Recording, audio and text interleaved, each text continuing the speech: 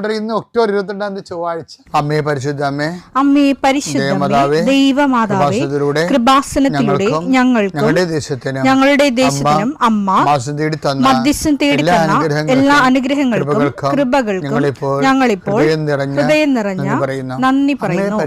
അമ്മേ പരിശുദ്ധമ്മേ ദൈവമാതാവേ, 2004 ഡിസംബർ 7 ഉച്ചകഴിഞ്ഞ് 2:30 കൃപാസനത്തിൽ സംഭവിച്ച അമ്മയുടെ പ്രത്യക്ഷപ്പെടലിനെ കുറിച്ച് തിരുസഭയ്ക്ക് സമർപ്പിച്ചിരിക്കുന്ന പഠനരേഖകളുടെ മേൽ സഭാത്മകമായ പഠനം ആരംഭിക്കുവാൻ ഞങ്ങൾ പ്രാർത്ഥിക്കുന്നു. അമ്മേ പരിശുദ്ധമേ, ഭൂസ്വർലോകങ്ങളുടെ രാജ്ഞിയായ അങ്ങേയ്ക്ക് ഭൗമസംരക്ഷണത്തിനായി പ്രപഞ്ചപ്രകൃതിയെ തന്നെ തിരുസഭ പ്രതിഷ്ഠിക്കുവാൻ ഈ പ്രത്യക്ഷീകരണം വഴി ഇടയാക്കണമേ. പരിശുദ്ധമേ, ജപമാല മാതാവേ, സകല കൃപാസനം പ്രാർത്ഥനയോടും ചേർത്ത് ഞങ്ങളിപ്പോൾ പ്രാർത്ഥിക്കുന്ന ഈ കുടുംബത്തിന്റെ പ്രത്യേക നിയോഗം പറ മക്കളെ.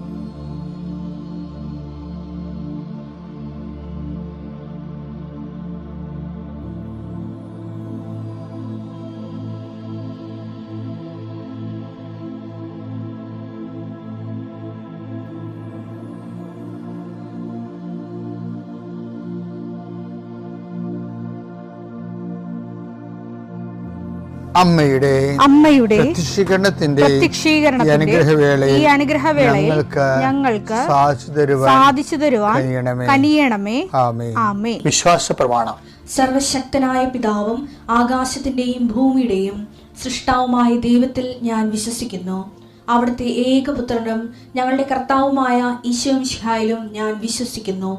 ഈ പുത്രൻ പരിശുദ്ധാത്മാവിനാൽ ഗർഭസ്ഥനായി കന്യകാമറിയത്തിൽ നിന്ന് പിറന്ന് പൊന്തിയോസ് പീലാത്തോസിന്റെ കാലത്ത് പീഡകൾ സഹിച്ച് കുരിശിൽ തറയ്ക്കപ്പെട്ട് മരിച്ച് അടക്കപ്പെട്ട് പാതാളങ്ങളിൽ ഇറങ്ങി മരിച്ചവരുടെ ഇടയിൽ നിന്ന് 3-ാം നാൾ ഉയർത്ത് സ്വർഗത്തിലേക്ക് എഴുന്നള്ളി സർവശക്തിയുള്ള പിതാവായ ദൈവത്തിന്റെ വലതുഭാഗത്തിരിക്കുന്നു.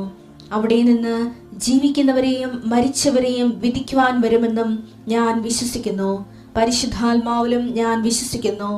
വിശുദ്ധ കത്തോലിക്കാ സഭയിലും പുണ്യവാന്മാരുടെ ഐക്യത്തിലും പാപങ്ങളുടെ മോചനത്തിലും ശരീരത്തിന്റെ ഉയർപ്പിലും നിത്യമായ ജീവിതത്തിലും ഞാൻ വിശ്വസിക്കുന്നു. ആമേൻ.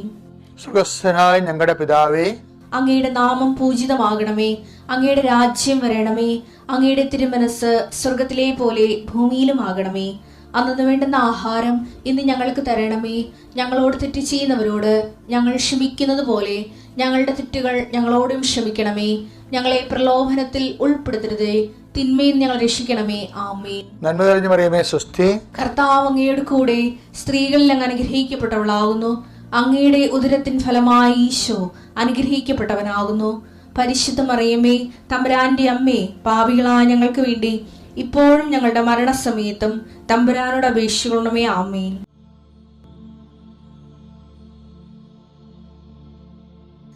നിങ്ങൾ എടുത്തു വെച്ച ഡോക്യുമെൻറ്റുകൾ ഞാൻ നിങ്ങൾക്ക് കുറച്ച് ഒരു 2 മിനിറ്റ് തരാം. എവിടെയെങ്കിലും ഒന്ന് ഏതെങ്കിലും സ്ഥലത്ത് പ്രത്യേക പ്രാർത്ഥന ആവശ്യമുണ്ടെങ്കിൽ എൻ്റെ മക്കൾ അങ്ങോട്ട് മാറി നിൽക്കണം. സ്റ്റഡി റൂമിലാണ് ആവശ്യമെങ്കിൽ നിങ്ങൾ സ്റ്റഡി റൂമിലേക്ക് മാറി നിൽക്കണം. അടുക്കളയിൽ നിന്നാണ് കലഹം പൊട്ടി പുറപ്പെടുന്നതെങ്കിൽ നിങ്ങൾ അടുക്കളയിലേക്ക് മാറി നിൽക്കണം. അച്ഛൻ പ്രാർത്ഥിക്കും. ഇപ്പം അടുക്കളയെ ആശീർവദിക്കും. എൻ്റെ മക്കളുടെ ഓഫീസിലാണ് കുഴപ്പമൊന്നുണ്ടെങ്കിൽ ആ ഓഫീസിൻ്റെ ഫോട്ടോ എടുത്ത് നിങ്ങൾ മുമ്പിൽ വെക്കണം. എന്നിട്ട് നിങ്ങളെ മനസ്സിൽ വിശ്വപ്രമാണം ചെയ്തുകൊണ്ടിരിക്കണം. ഏതെങ്കിലും വ്യക്തികളെ നിങ്ങൾക്ക് സങ്കടപ്പെടുത്തുന്നുണ്ടെങ്കിൽ മൊബൈലിൽ അവരുടെ ഫോട്ടോ ഉണ്ടെങ്കിൽ അത് എടുത്ത് വെക്കണം. നിങ്ങൾക്കറിയാം, ഞാനിങ്ങനെ പ്രാർത്ഥിക്കണത് എന്തിനാണെന്നറിയാം? കർത്താവ് എനിക്ക് തന്നൊരു വെളിച്ചമാണ്. എന്താണ്? ദൈവ സമസ്തവും അവൻ്റെ പാദത്തിൻ്റെ കീഴിലാക്കിയിരിക്കുന്നു. അതാണ് നമ്മൾ 1 കൊരിന്ത്യർ 15:26 ദൈവ സമസ്തവും അവൻ്റെ പാദത്തിൻ്റെ കീഴിലാക്കിയിരിക്കുന്നു. അപ്പം നമ്മുടെ അടുക്കളയും നമ്മുടെ വീട്ടുമൃഗങ്ങൾ, ഇപ്പം തൊഴുത്തിൽ എന്തെങ്കിലും പ്രസവമുണ്ട്, കന്നുകാലികൾ, ചിലപ്പോൾ അതുകൊണ്ട് ജീവിക്കാൻ. ഇപ്പോൾ കോഴി മുട്ട വിറ്റ് ജീവിക്കുന്ന പാവപ്പെട്ട അമ്മമാർ വരെയുണ്ട്. അവർക്ക് ചിലപ്പോൾ ഇതൊന്ന് എപ്പോഴും ഇങ്ങനെ തൂങ്ങി കോഴിക്കുഞ്ഞുങ്ങൾ ചത്തുപോണവരുണ്ട്. പശുവും ആടുമൊക്കെ ഒന്ന് പ്രസവിക്കാത്തതുകൊണ്ട് അത് വാഴുന്നില്ലെന്ന് പറയരുത്. അതുപോലെയുള്ള അവസ്ഥകളുള്ള അതൊക്കെ നിങ്ങൾ ആ സമയത്ത് അതിൻ്റെ അടുത്ത് പോയി നിന്നാണ് പ്രാർത്ഥിക്കേണ്ടത്. നിങ്ങളെ ഭീതിപ്പെടുത്തുകയും പ്രയാസപ്പെടുത്തുകയും ചെയ്യുന്ന അയൽവാസികളുണ്ടെങ്കിൽ അച്ഛൻ പ്രാർത്ഥിക്കുമ്പോൾ അവരെ ആശീർവദിച്ച് പ്രാർത്ഥിക്കണം. നിങ്ങൾ ശത്രുക്കളെ ആശീർവദിക്കുകയും ദ്രോഹിക്കുന്നവരെ ആശീർവദിക്കുക മാത്രമേ ചെയ്യാമെന്നുള്ള ഈശോ പറഞ്ഞത്. ഞാനിപ്പോൾ ഡോക്യുമെൻ്റ് പ്രാർത്ഥിക്കുകയാണ്. നിങ്ങൾ ഡോക്യുമെൻ്റ് കയ്യിലെടുക്കണം. എന്തെല്ലാം ഡോക്യുമെൻ്റാണെന്നറിയാം. പ്രമാണമുണ്ട്, പറ്റുചീട്ടുണ്ട്, കരവിചാരം അടക്കാൻ പ്രയാസമാണെങ്കിൽ അതിൻ്റെ രജിസ്റ്ററുണ്ട്, പിന്നെ നിങ്ങളുടെ പരീക്ഷ ഹോൾ ടിക്കറ്റുണ്ട്, നിങ്ങളുടെ സർട്ടിഫിക്കറ്റുകളുണ്ട്, ഇൻ്റർവ്യൂവിനുള്ള സർട്ടിഫിക്കറ്റുകളുണ്ട്, നിങ്ങളുടെ പാസ്പോർട്ടുണ്ട്, പുതുക്കേണ്ട പാസ്പോർട്ടുണ്ട്, നിങ്ങളുടെ ഇനി പുതുക്കി കിട്ടേണ്ട വിസ കോപ്പിയുണ്ട്. എല്ലാം കയ്യിലെടുക്കുക. എന്താണോ നിങ്ങളുടെ രേഖകൾ, നിങ്ങളുടെ ഇൻ്റർവ്യൂ കോൾ ഫോർ ചെയ്തിരിക്കുന്ന ലെറ്റേഴ്സ് ഉണ്ടാകും, അപ്പോയിൻമെൻറ്റ് ലെറ്റർ ഉണ്ടാകും. എല്ലാം കയ്യിലെടുക്കുക. കർത്താവിൻ്റെ വിശുദ്ധ രക്തം അതിലേക്കെല്ലാം ഇങ്ങനെ മഞ്ഞ് പെയ്യണ പോലെ പെയ്തിറങ്ങുന്ന സമയമാണ്. കർത്താവേ, അങ്ങയുടെ വിശുദ്ധ പൗരോഹിത്യത്തെ നീ മഹത്വപ്പെടുത്തണം. അങ്ങനെ മഹത്വപ്പെടുത്തുന്ന നന്ദി പറയുന്ന ഈശോയെ, സഭയിലുള്ള സാന്നിധ്യം പ്രകടമാക്കുന്നവരുടെ സ്വസ്ഥ കർത്താവ്, എന്തോ ഒരു വലിയ അടയാളങ്ങളാണ് നീ പകൽ പോലെ വെളിച്ചത്തിൽ കാണിച്ചുകൊണ്ടിരിക്കുന്നത്. അങ്ങയുടെ മക്കളെ അങ്ങ് മറന്നിട്ടില്ല. അങ്ങയുടെ ജനത്തെ അങ്ങ് സന്ദർശിക്കുന്ന കണ്ണുനീരോടെ, ആനന്ദ കണ്ണീരോടെ ഞങ്ങൾ കാണുന്ന ഈശോയെ, ഞങ്ങൾക്ക് അങ്ങയ്ക്ക് വേണ്ടി സാക്ഷ്യം ചെയ്ത് ജീവിക്കണം. അങ്ങയുടെ വചനം കൈമാറി ജീവിക്കണം. അങ്ങയുടെ വിശ്വാസം കൈമാറി ജീവിക്കണം. കർത്താവേ, അങ്ങയുടെ മക്കൾക്ക് അടയാളം നൽകണമേ. ജീവിതത്തിൻ്റെ തകർന്ന നിമിഷങ്ങളിൽ പെട്ടിരിക്കുന്ന എല്ലാവരും, സമാധാനം ഇല്ലാത്തവർ, ഡൈവേഴ്സിന് കേസ് കൊടുത്തിരിക്കുന്നവർ, അത് ഒത്തുതീർക്കാൻ ആഗ്രഹിക്കുന്നവർ, കർത്താവ് അവരുടെ രേഖകൾ അങ്ങ് പരിശോധിക്കണമേ. കർത്താവ് ജഡ്ജ്മെൻറ്റ്, വീണ്ടും നീതിക്ക് വേണ്ടി പോരാടാൻ പോകുന്നവർ ആ ജഡ്ജ്മെൻറ്റ് സമർപ്പിച്ച് പ്രാർത്ഥിക്കുന്നു. അതെല്ലാം നിങ്ങളിപ്പോൾ കയ്യിലില്ലെങ്കിൽ മനസ്സിൽ ഓർത്താൽ മതി മക്കളെ. ഓരോരോ വിഷയങ്ങൾ, പരീക്ഷകൾ, ഇൻ്റർവ്യൂകൾ, ടെസ്റ്റുകൾ, അതിൻ്റെ എല്ലാത്തിൻ്റെയും രേഖകളുടെ മേൽ കർത്താവിൻ്റെ തളിക്കപ്പെടട്ടെ. അഡ്വാൻസ് കൊടുത്തു, അത് മുഴുവൻ എമൗണ്ട് കൊടുക്കാൻ നമ്മുടെ കയ്യിലില്ല. അഡ്വാൻസ് അന്യാധീനപ്പെട്ട് പോകാൻ പോകുന്നു. നമ്മൾ കൊടുത്ത പണം നമുക്ക് തിരിച്ചു കിട്ടിയാൽ മതി, ജോലി കിട്ടിയില്ലുമായി. അതിൻ്റെ രേഖകൾ, പണയച്ചീട്ടുകൾ, ജപ്തി ചീട്ടുകൾ എല്ലാം കർത്താവെ നീ ഏറ്റെടുക്കണം. നമ്മളെ ഭാരങ്ങളാണല്ലോ അവൻ ചുമന്നത്. നമ്മുടെ പാപങ്ങൾക്ക് വേണ്ടി അവൻ പരിഹാരം ചെയ്തു എന്ന് വചനം അനുസരിച്ചു. ഞങ്ങളുടെ ഭാരങ്ങൾ ഏറ്റെടുക്കുന്ന കർത്താവെ, ഈ ഭാരച്ചീട്ടുകളിലെല്ലാം എൻ്റെ പ്രസാദം തളിക്കണമേ. അധ്വാനിക്കുന്നതിനും ഭാരം വഹിക്കുന്നതിനിടയ്ക്ക് വരിക. ഞാൻ നിങ്ങൾ ആശ്വസിപ്പിക്കാൻ നളിച്ചവനെ, ഇതെല്ലാം ആശ്വാസമായി മാറണമേ. പരിശുദ്ധമേ ദൈവമാതാവേ, ദുരന്തമുണ്ടാകാൻ വേണ്ടി പ്രാർത്ഥിക്കുന്ന നല്ല ചെയ്ത അമ്മ, ദുരന്തത്തിന് പോലും പ്രതിവിധി നിശ്ചയിച്ച അമ്മ, ഞങ്ങൾക്ക് വേണ്ടി നിമിഷം മധ്യസ്ഥ വഹിക്കുന്നു. എൻ്റെ കർത്താവിനുമായ നാമത്തിൽ സഭയുടെ അധികാരത്തിൻ്റെ രേഖകളെ, ഡോക്യുമെൻറ്റുകളെ ഈശോ നാമത്തിൽ ആശീർവദിക്കും. വിടുതൽ നൽകും. Pardon, pieces put up for grace. ഇപ്പോൾ ഓരോരോ ആഴ്ചകളിലെ പരിശുദ്ധാത്മാവ് നൽകുന്ന ഉൾപ്രേരണകളിലാണ് നമ്മൾ ആധ്യാത്മിക സത്യവും അതിൻ്റെ പ്രായോഗിക, അതിൻ്റെ ആപ്ലിക്കേഷൻസ്, അതിൻ്റെ പ്രയോഗപരതയും അനുദിന ജീവിതത്തിൻ്റെ ഔത്സുക്യത്തിന് വേണ്ടി ആത്മശക്തീകരണത്തിലും അവലംബിയായ ഒരു ജീവിതം കരുപ്പിടിപ്പിക്കുന്നതിന് വേണ്ടി നമ്മൾ പ്രാർത്ഥനാപൂർവം ധ്യാനിക്കുന്നത്. അപ്പം നാഥാനിയേലിനെ കുറിച്ച് ഇത്രയും നേരം പറഞ്ഞുകൊണ്ടിരുന്ന മുഴുവനും ഇതാ ഒരു യഥാർത്ഥ ഇസ്രയേലിയൻ, അവനിൽ ഒരു കാപട്യവും ഇല്ലെന്ന്. ഇതിപ്പോൾ നിങ്ങൾ കേട്ട് മടുത്ത് കാണാം, അതെനിക്കറിയാം. പക്ഷെ അതല്ല ഞാനിപ്പോൾ പറയാൻ പോകുന്നത്. കർത്താവ് ഇത്രയും ഗുഡ് സർട്ടിഫിക്കറ്റ് കൊടുത്തൊരു മനുഷ്യൻ ബൈബിളിൽ കാണത്തില്ല. കർത്താവ് കുറേ ഗുഡ് സർട്ടിഫിക്കറ്റ് കൊടുത്ത ആൾക്കാരുണ്ട്, നമ്മൾ അടുത്ത ടോക്കിൽ അത് എടുക്കും. പക്ഷേ ഇത് യഥാർത്ഥ ഇസ്രായേലിയൻ, ഇവനിൽ യാതൊരു കാപട്യവും ഇല്ലെന്ന് പറയുന്നു. അപ്പോൾ ഒരു ചോദ്യം അവിടെ വരുന്നുണ്ട്, എന്നാൽ പിന്നെ എന്തുകൊണ്ടാണ് നാഥാനിയേലിനെ കർത്താവ് തൻ്റെ ശിഷ്യനായിട്ട് തിരഞ്ഞെടുക്കാതിരുന്നത്? എനിവേ, കർത്താവിൻ്റെ ശിഷ്യന്മാരുടെ കൂട്ടത്തിൽ, അപ്പോസ്തലന്മാരുടെ കൂട്ടത്തിൽ നാഥാനിയേലില്ല.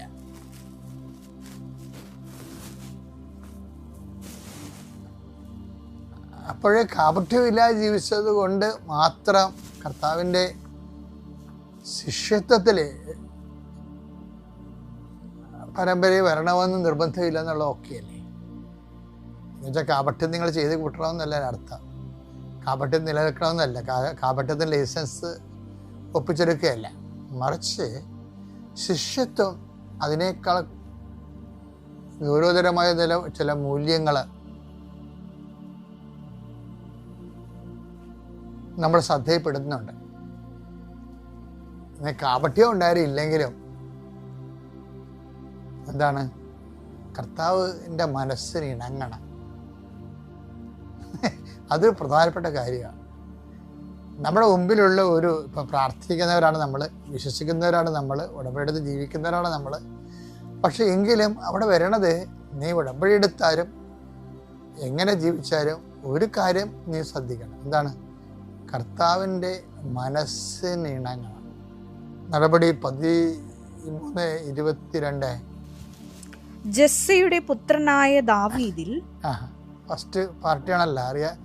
ജെസ്സയുടെ പുത്രനായ ദാവീദിൽ എൻ്റെ ഹൃദയത്തിനിണങ്ങിയ ഒരു മനുഷ്യനെ ഞാൻ കണ്ടെത്തിയിരിക്കുന്നു. നീ ആരെക്സോർവായി, നീ ആരായാലും ഞാൻ ആരായാലും ദൈവത്തിൻ്റെ മനസ്സിന് ഇണങ്ങണം. ഞാനവർക്ക് ഈ ദൈവത്തിന്, ഈ ദാവീദിന് ഇത്രയും മനസ്സിന് ഇണങ്ങാൻ ഉണ്ടായ കാരണങ്ങൾ എന്താണ്? ഒത്തിരി കാരണങ്ങളുണ്ടെങ്കിലും ദാവീദ് തൻ്റെ കൈവിട്ടുപോയ ഒരു ജീവിതം ഉണ്ടല്ലോ, അത് നിങ്ങൾക്കറിയാം. ഞാനത് വിശദീകരിക്കേണ്ട കാര്യമില്ല. തൻ്റെ കയ്യിൽ നിന്ന് ജീവിതം കൈവിട്ടു പോകുന്നെന്ന് കണ്ടപ്പോൾ അദ്ദേഹം ആ കൈവിട്ടു പോണ ജീവിതത്തെക്കുറിച്ചല്ല പറഞ്ഞത്. കർത്താവ് കൈവിട്ടു പോകരുതെന്നുള്ള കണ്ണീരോടെയുള്ള പ്രാർത്ഥനയാണ്. എന്താണ്? എൻ്റെ കയ്യിൽ നിന്ന് വല്ലാത്ത അബദ്ധങ്ങൾ സംഭവിച്ചു, എനിക്ക് ഈ അവസ്ഥയിൽ ഒന്നേ പറയാനുള്ളൂ. എന്താണ്? അങ്ങയുടെ തിരുസന്നിധിയിൽ നിന്ന് എന്നെ തള്ളിക്കളയരുത്. ഞങ്ങൾ ഓസ്ട്രേലിയൻ സിറ്റിസനാണ്. അവിടെയായിരുന്നു 10 വർഷം. ഇപ്പോൾ ഞങ്ങളിവിടെ താമസിക്കുന്നത് കഴക്കൂട്ടം, തിരുവനന്തപുരം. ഞാനിവിടെ വന്നത് മാതാവിൻ്റെ സന്നിധിയിൽ ഞങ്ങൾക്ക് കിട്ടിയ ഒരുപാട് അനുഗ്രഹങ്ങൾക്ക് സാക്ഷ്യം പറയുവാനും നന്ദി പറയുവാനുമാണ്. ഞാൻ ഉടമ്പടി ഇവിടെ 2019 വന്നെടുത്തത്. ഇപ്പോൾ ഇത് എൻ്റെ 2ാമത്തെ സാക്ഷ്യമാണ് ഇവിടെ പറയുന്നത്. 2ാമത്തെ തവണയാണ് പറയുന്നത്. 14 തവണ ഞാൻ ഉടമ്പടി പുതുക്കി. ഇപ്പോൾ ഈ കഴിഞ്ഞ 2022 ഞാൻ 2021 ഒരു സാക്ഷ്യം പറഞ്ഞു ഒരു തവണ. ഇതിപ്പോൾ 2ാമത്തെ തവണ. 2022 എൻ്റെ ഭർത്താവിൻ്റെയും ഓസ്ട്രേലിയൻ സിറ്റിസൺ സർട്ടിഫിക്കറ്റ് കാണാതെയായി. കബഡിൽ വെച്ചിരുന്നത് എങ്ങനെ പോയി എന്ന് ഞങ്ങൾക്കറിയില്ല. കാരണം ഞങ്ങൾക്കത് ഡെയിലി യൂസിനോ എപ്പോഴും ഹോളിഡേക്ക് ഓസ്ട്രേലിയയിൽ പോകുമ്പോൾ കൊണ്ടുപോകേണ്ട ആവശ്യമില്ല. അതുകൊണ്ട് തന്നെ ഞങ്ങളത് എപ്പോഴും എടുക്കാറുമില്ല. ഓസ്ട്രേലിയൻ പാസ്പോർട്ടാണ് യൂസ് ചെയ്യുന്നത്. ഇവിടെ എന്തോ ഒരു ആവശ്യത്തിന് ഞങ്ങൾക്കത് വേണ്ടി വന്നപ്പോൾ പെൻഷൻ പുതുക്കാൻ വേണ്ടിയിട്ട് അത് നോക്കുമ്പോൾ കാണുന്നില്ല. ഞങ്ങൾ 2002 മുതൽ ഓസ്ട്രേലിയയിൽ ഹോളിഡേക്ക് പോകുമ്പോൾ അതിൻ്റെ സെക്കൻഡ് കോപ്പിക്ക് വേണ്ടിയിട്ട് ആപ്ലിക്കേഷൻ ഇടുന്നുണ്ട്. അവർ ഒരു കാരണവുമില്ലാതെയും സിമ്പിൾ റീസൺ പറഞ്ഞ് അത് റിജക്റ്റ് ചെയ്തുകൊണ്ടേയിരുന്നു. 3 വർഷമായി കണ്ടിന്യൂസ് ആയിട്ട് റിജക്റ്റ് ചെയ്തു. 2024 അവർ റിജക്റ്റ് ചെയ്തു. ചോദിച്ചത് ഇതാണ്, എൻക്വയറി ചെയ്തതും എൻ്റെ ഹസ്ബൻഡിൻ്റെ ഗ്രാൻഡ് പേരൻസിൻ്റെ ഡീറ്റെയിൽ ചോദിച്ചു. ബോൺ ആൻഡ് ബ്രോട്ടപ്പൊക്കെ ചോദിച്ചപ്പോൾ എനിക്കറിയില്ല. എൻ്റെ ഹസ്ബൻഡിന് ഓർമ്മ പ്രോബ്ലം ഉള്ളത് കൊണ്ട് പുള്ളിക്കാരന് പറഞ്ഞു തരാനും അറിയില്ല. അമ്മായിയപ്പനുണ്ട്. അമ്മായിയപ്പനും ഡിമെൻഷ്യയും ഓർമ്മക്കുറവും ഉള്ളതുകൊണ്ട് പുള്ളിക്കാരനും ഒട്ടും ചോദിക്കാൻ പറ്റില്ല. ഞാൻ ആകെ ധർമ്മസങ്കടത്തിലായി. ഞാനൊന്നും ആലോചിച്ചില്ല. ഞാനിവിടെ വന്നു, മാതാവിനോട് പറഞ്ഞു, എനിക്ക് ചെയ്യാൻ പറ്റുന്നതെല്ലാം ഞാൻ ചെയ്തു. ഇനി എൻ്റെ അമ്മയാണ് എനിക്ക് വേണ്ടി ചെയ്യേണ്ടത്. എൻ്റെ ഭർത്താവ് എലിജിബിളാണ് അത് കിട്ടാൻ വേണ്ടി. സെക്കൻഡ് കോപ്പിയോ 3 or 4 തവണ ആപ്ലിക്കേഷൻ ഇട്ടാലും കിട്ടാൻ വേണ്ടി യോഗ്യനാണ്. കാരണം അവിടുത്തെ പൗരനാണ്, പാസ്പോർട്ട് അവിടുത്തേതാണ്. പക്ഷേ എന്ത് കാരണമാണെന്ന് എനിക്കറിയില്ല, അവർ റിജക്റ്റ് ചെയ്തുകൊണ്ടേയിരിക്കുന്നു. ഇനി അമ്മ പോയി അവരോട് പറയണം. അമ്മ പറഞ്ഞാൽ അവർക്ക് മനസ്സിലാകും. ഞാൻ പറയുന്നതിലെ കുറവുകളും പരിഹരിക്കപ്പെടും. എൻ്റെ മാതാവേ, എനിക്കത് എടുത്തു തരണമേ. അതില്ലെങ്കിൽ ഞങ്ങളുടെ ജീവിതം വലിയ ബുദ്ധിമുട്ടാകും, ഒരുപാട് പ്രതിസന്ധികൾ നേരിടേണ്ടി വരും. അപ്പോൾ ഞാൻ മാതാവിനോട് പറഞ്ഞു, ഇനി ഞാൻ വിളിക്കില്ല, എനിക്ക് പറയാനും ഒന്നുമില്ല, ചെയ്യാനും ഒന്നുമില്ല. ഞാൻ ചെയ്യാവുന്നതും അവർ ചോദിച്ച ഡോക്യുമെൻറ്റ്സും എല്ലാം ഞാൻ സബ്മിറ്റ് ചെയ്ത് കഴിഞ്ഞു. ഇനി എൻ്റെ മാതാവ് ഇറങ്ങി വരണം, എനിക്കിത് സാധിച്ചു തരണം. എന്നെ മാതാവിൻ്റെ പ്രത്യക്ഷീകരണത്തിൻ്റെ സാക്ഷിയാക്കി മാറ്റണം. ഏത് പ്രതിസന്ധിയും നേരിട്ട് ഞാനിവിടെ സാക്ഷ്യം പറയും എന്ന് പറഞ്ഞു. പ്രാർത്ഥിച്ചുകൊണ്ടേയിരുന്നു. ഉടമ്പടിയിൽ വെച്ചു. പ്രത്യക്ഷീകരണ പ്രാർത്ഥനയിൽ എന്നും രാവിലെ ഇത് ചോദിക്കാറുണ്ട് അമ്മയോട്. പിന്നെ 2025 ജാനുവരി ആയി, 24 അവസാനിച്ചു, 25 തുടങ്ങി. ജാനുവരിയിൽ എനിക്ക് ഒരു കോള് വന്നു ഓസ്ട്രേലിയയിൽ നിന്ന്. ഞാൻ ആ കോൾ എടുക്കുമ്പോൾ എന്നെ വിഷ് ചെയ്തുകൊണ്ട് എൻ്റെ ആൻറ്റി സംസാരിച്ചു. വീഡിയോ കോളിൽ വരാൻ പറഞ്ഞു. ഞാൻ വീഡിയോ കോളിൽ ചെന്നു. എന്നോട് ഈ ഓസ്ട്രേലിയൻ സിറ്റിസൺ സർട്ടിഫിക്കറ്റ് എടുത്ത് കാണിച്ചു. വീഡിയോ കോളിൽ ഞാൻ അതിശയിച്ച് ചോദിച്ചു, ഇതെങ്ങനെ കിട്ടി? അപ്പോൾ പറഞ്ഞു, നീ ആപ്ലിക്കേഷനിൽ വെച്ചത് എൻ്റെ അഡ്രസ്സല്ലേ, പോസ്റ്റ് വഴി എൻ്റെ കയ്യിൽ കിട്ടി, ഞാനിത് കൈപ്പറ്റി, നിനക്ക് കാണണ്ടേ എന്ന് ചോദിച്ചു. കാണാൻ പറഞ്ഞു. ഒരു നിമിഷം ഞാൻ ഷോക്ക് അടിച്ച് നിന്നു. കാരണം അവർ പിന്നെ റിജക്റ്റ് ചെയ്തു. ഇനി ഇതിനായി വിളിക്കരുതെന്ന് പറഞ്ഞാണ് ലാസ്റ്റിൽ അവർ ഫോൺ വെച്ചതും. അവിടെയാണ് എൻ്റെ മാതാവ്, എൻ്റെ അമ്മ മാതാവ് ഇറങ്ങി വന്നത്, അവരോട് സംസാരിച്ചത്. അവർക്ക് എന്ത് മനസ്സിലായി, എങ്ങനെ അവർ വിശ്വസിച്ചു എന്ന് എനിക്കറിയില്ല. ആ ഓസ്ട്രേലിയൻ സർട്ടിഫിക്കറ്റ് എനിക്ക് കാണിച്ചു തന്നു. ഞാൻ മാതാവിന് നന്ദി പറഞ്ഞു. ഇപ്പോൾ എൻ്റെ കയ്യിൽ അതുണ്ട്. അങ്ങനെ അതൊരു വലിയ സാക്ഷ്യമാണ്. ഞാനിവിടെ മാതാവിന് ഈശോയെ മഹത്വപ്പെടുത്തിക്കൊണ്ട് നിങ്ങളെ അറിയിക്കുന്നു. പിന്നെ രണ്ടാമത്, എനിക്ക് ഒരു പള്ളിയിലൊരു ഫംഗ്ഷന് പോയപ്പോൾ ഞാൻ വെള്ളത്തിൽ ചവിട്ടി തെന്നി വീണു.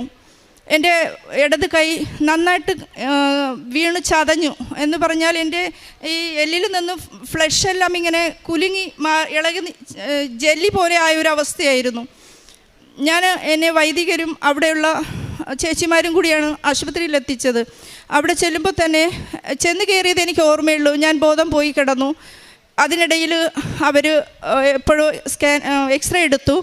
എക്സ്റേ എടുത്തിട്ട് എനിക്ക് ബോധം വന്ന് തീരുമ്പോൾ ഞാൻ നോക്കുമ്പോൾ എൻ്റെ കയ്യിൽ ബാൻഡേജ് ഇട്ടിരിക്കുകയാണ്. ഫുള്ളായിട്ട് ബാൻഡേജ് ഇട്ടിരിക്കുന്നു. അനക്കാൻ പറ്റുന്നില്ല. എന്ത് പറ്റിയെന്ന് ചോദിച്ചപ്പോൾ പറഞ്ഞത്, നന്നായിട്ട് കലങ്ങിയിട്ടുണ്ട്, എവിടെന്നാണ് വീണേന്ന് ചോദിച്ചു. ഞാൻ പറഞ്ഞു, താഴെ വെള്ളം കിടന്നു ചവിട്ടി വീണതാണെന്ന് പറഞ്ഞു. അപ്പോൾ പറഞ്ഞല്ല, ഇത് 2ാമത്തെ നിലയെന്നും 3ാമത്തെ നിലയെന്നും എടുത്ത് ചാടിയതുപോലെ ഉണ്ട്, അത്രയ്ക്ക് കലങ്ങിയിട്ടുണ്ട്, സാധാരണ ഒരു വീഴ്ചയല്ലെന്ന് പറഞ്ഞു. എൻ്റെ ഭർത്താവിന് ഓർമ്മക്കുറവുള്ളത് കൊണ്ട് എല്ലാം ഞാനാണ് ചെയ്തു കൊടുക്കുന്നത്. ഞാൻ മാതാവിനോട് അവിടെ കിടന്നിട്ട് പറഞ്ഞു, എൻ്റെ ഒരു കൈ ഇങ്ങനെ ആയാൽ എൻ്റെ 2 കൊച്ചുമക്കൾക്കും ഭർത്താവിനും ഞാനെങ്ങനെ ശുശ്രൂഷ ചെയ്യും? അതുകൊണ്ട് എനിക്കിത് ശരിയാക്കി തരണേ എന്ന് പറഞ്ഞിട്ട് ഞാൻ അവിടുന്ന് ഹോസ്പിറ്റലിൽ നിന്ന് ഇറങ്ങി. എക്സ്റേ എടുത്ത് ഡോക്ടർ പറഞ്ഞത്, എൻ്റെ ഇടത് ഷോൾഡർ എല്ല് തേയ്മാനമുണ്ട്, ഇത്രയും കലങ്ങിയിട്ടും എല്ലെങ്ങനെ പൊട്ടാതിരുന്നു എന്ന് ചോദിച്ചു. ഞാൻ പറഞ്ഞു, എനിക്കറിയില്ല എന്ന് പറഞ്ഞാണ് ഞാൻ അവിടെ നിന്ന് ഇറങ്ങിയത്. വീട്ടിൽ വന്ന് 3 മാസം ബാൻഡേജ് ഇട്ട് കിടന്നു. 4ാമത്തെ മാസം ഞാൻ ചെക്കപ്പിന് പോയി. ബാൻഡേജ് ഒന്ന് ഊരി തരാമോ എന്ന് ചോദിച്ചു. അപ്പോൾ പറഞ്ഞില്ല, അത് ഇത്രയും ചുറ്റാത്ത രീതിയിൽ പ്ലാസ്റ്റിക് ഇട്ട് തരാം, അനക്കാൻ പാടില്ല എന്ന് പറഞ്ഞു. ഞാൻ അത് ബാൻഡേജും ഇട്ട് പുതിയ ഒരു ചരട് പോലെ ഇട്ടിട്ട് അവർ എന്നെ വീട്ടിൽ വിട്ടു. എന്നോട് അന്നേരം ഡോക്ടർ പറഞ്ഞത്, ഇതുവരെ പോയ സമയം പോട്ടെ, ഇന്ന് മുതൽ അങ്ങോട്ട് ഇനി 6 മാസം മുതൽ 1 വർഷം വരെ സമയമെടുക്കും ഇത് പൂർവ്വസ്ഥിതിയിലാകാനെന്ന് പറഞ്ഞു. ഞാൻ ആകെ ധർമ്മസങ്കടത്തിലായി. എൻ്റെ സങ്കടത്തിന് അതിരുകളില്ലായിരുന്നു. കാരണം എൻ്റെ ഭർത്താവിൻ്റെ അവസ്ഥ ഈ നിൽക്കുന്ന പോലെയല്ല. ഞാൻ തന്നെയാണ് എല്ലാം ചെയ്യേണ്ടതും ചെയ്തു കൊടുക്കേണ്ടതും. കൈയില്ലാതെ ഞാൻ എന്ത് ചെയ്യും? ഞാൻ വീട്ടിൽ പോയിട്ട് വീണ്ടും 1 ആഴ്ച കഴിഞ്ഞപ്പോൾ ഡോക്ടറിനെ കാണാനുള്ള ഒരു പ്രേരണയായി. ഞാൻ ജപമാല മുടങ്ങാതെ ചൊല്ലുമായിരുന്നു. അഭിഷേക തൈലം തൊട്ട് ഈ ബാൻഡേജിൻ്റെ ഇടയിലോട്ട് തൊട്ട് പറ്റുന്നിടത്തൊക്കെ തൊട്ട് ഇടുമായിരുന്നു.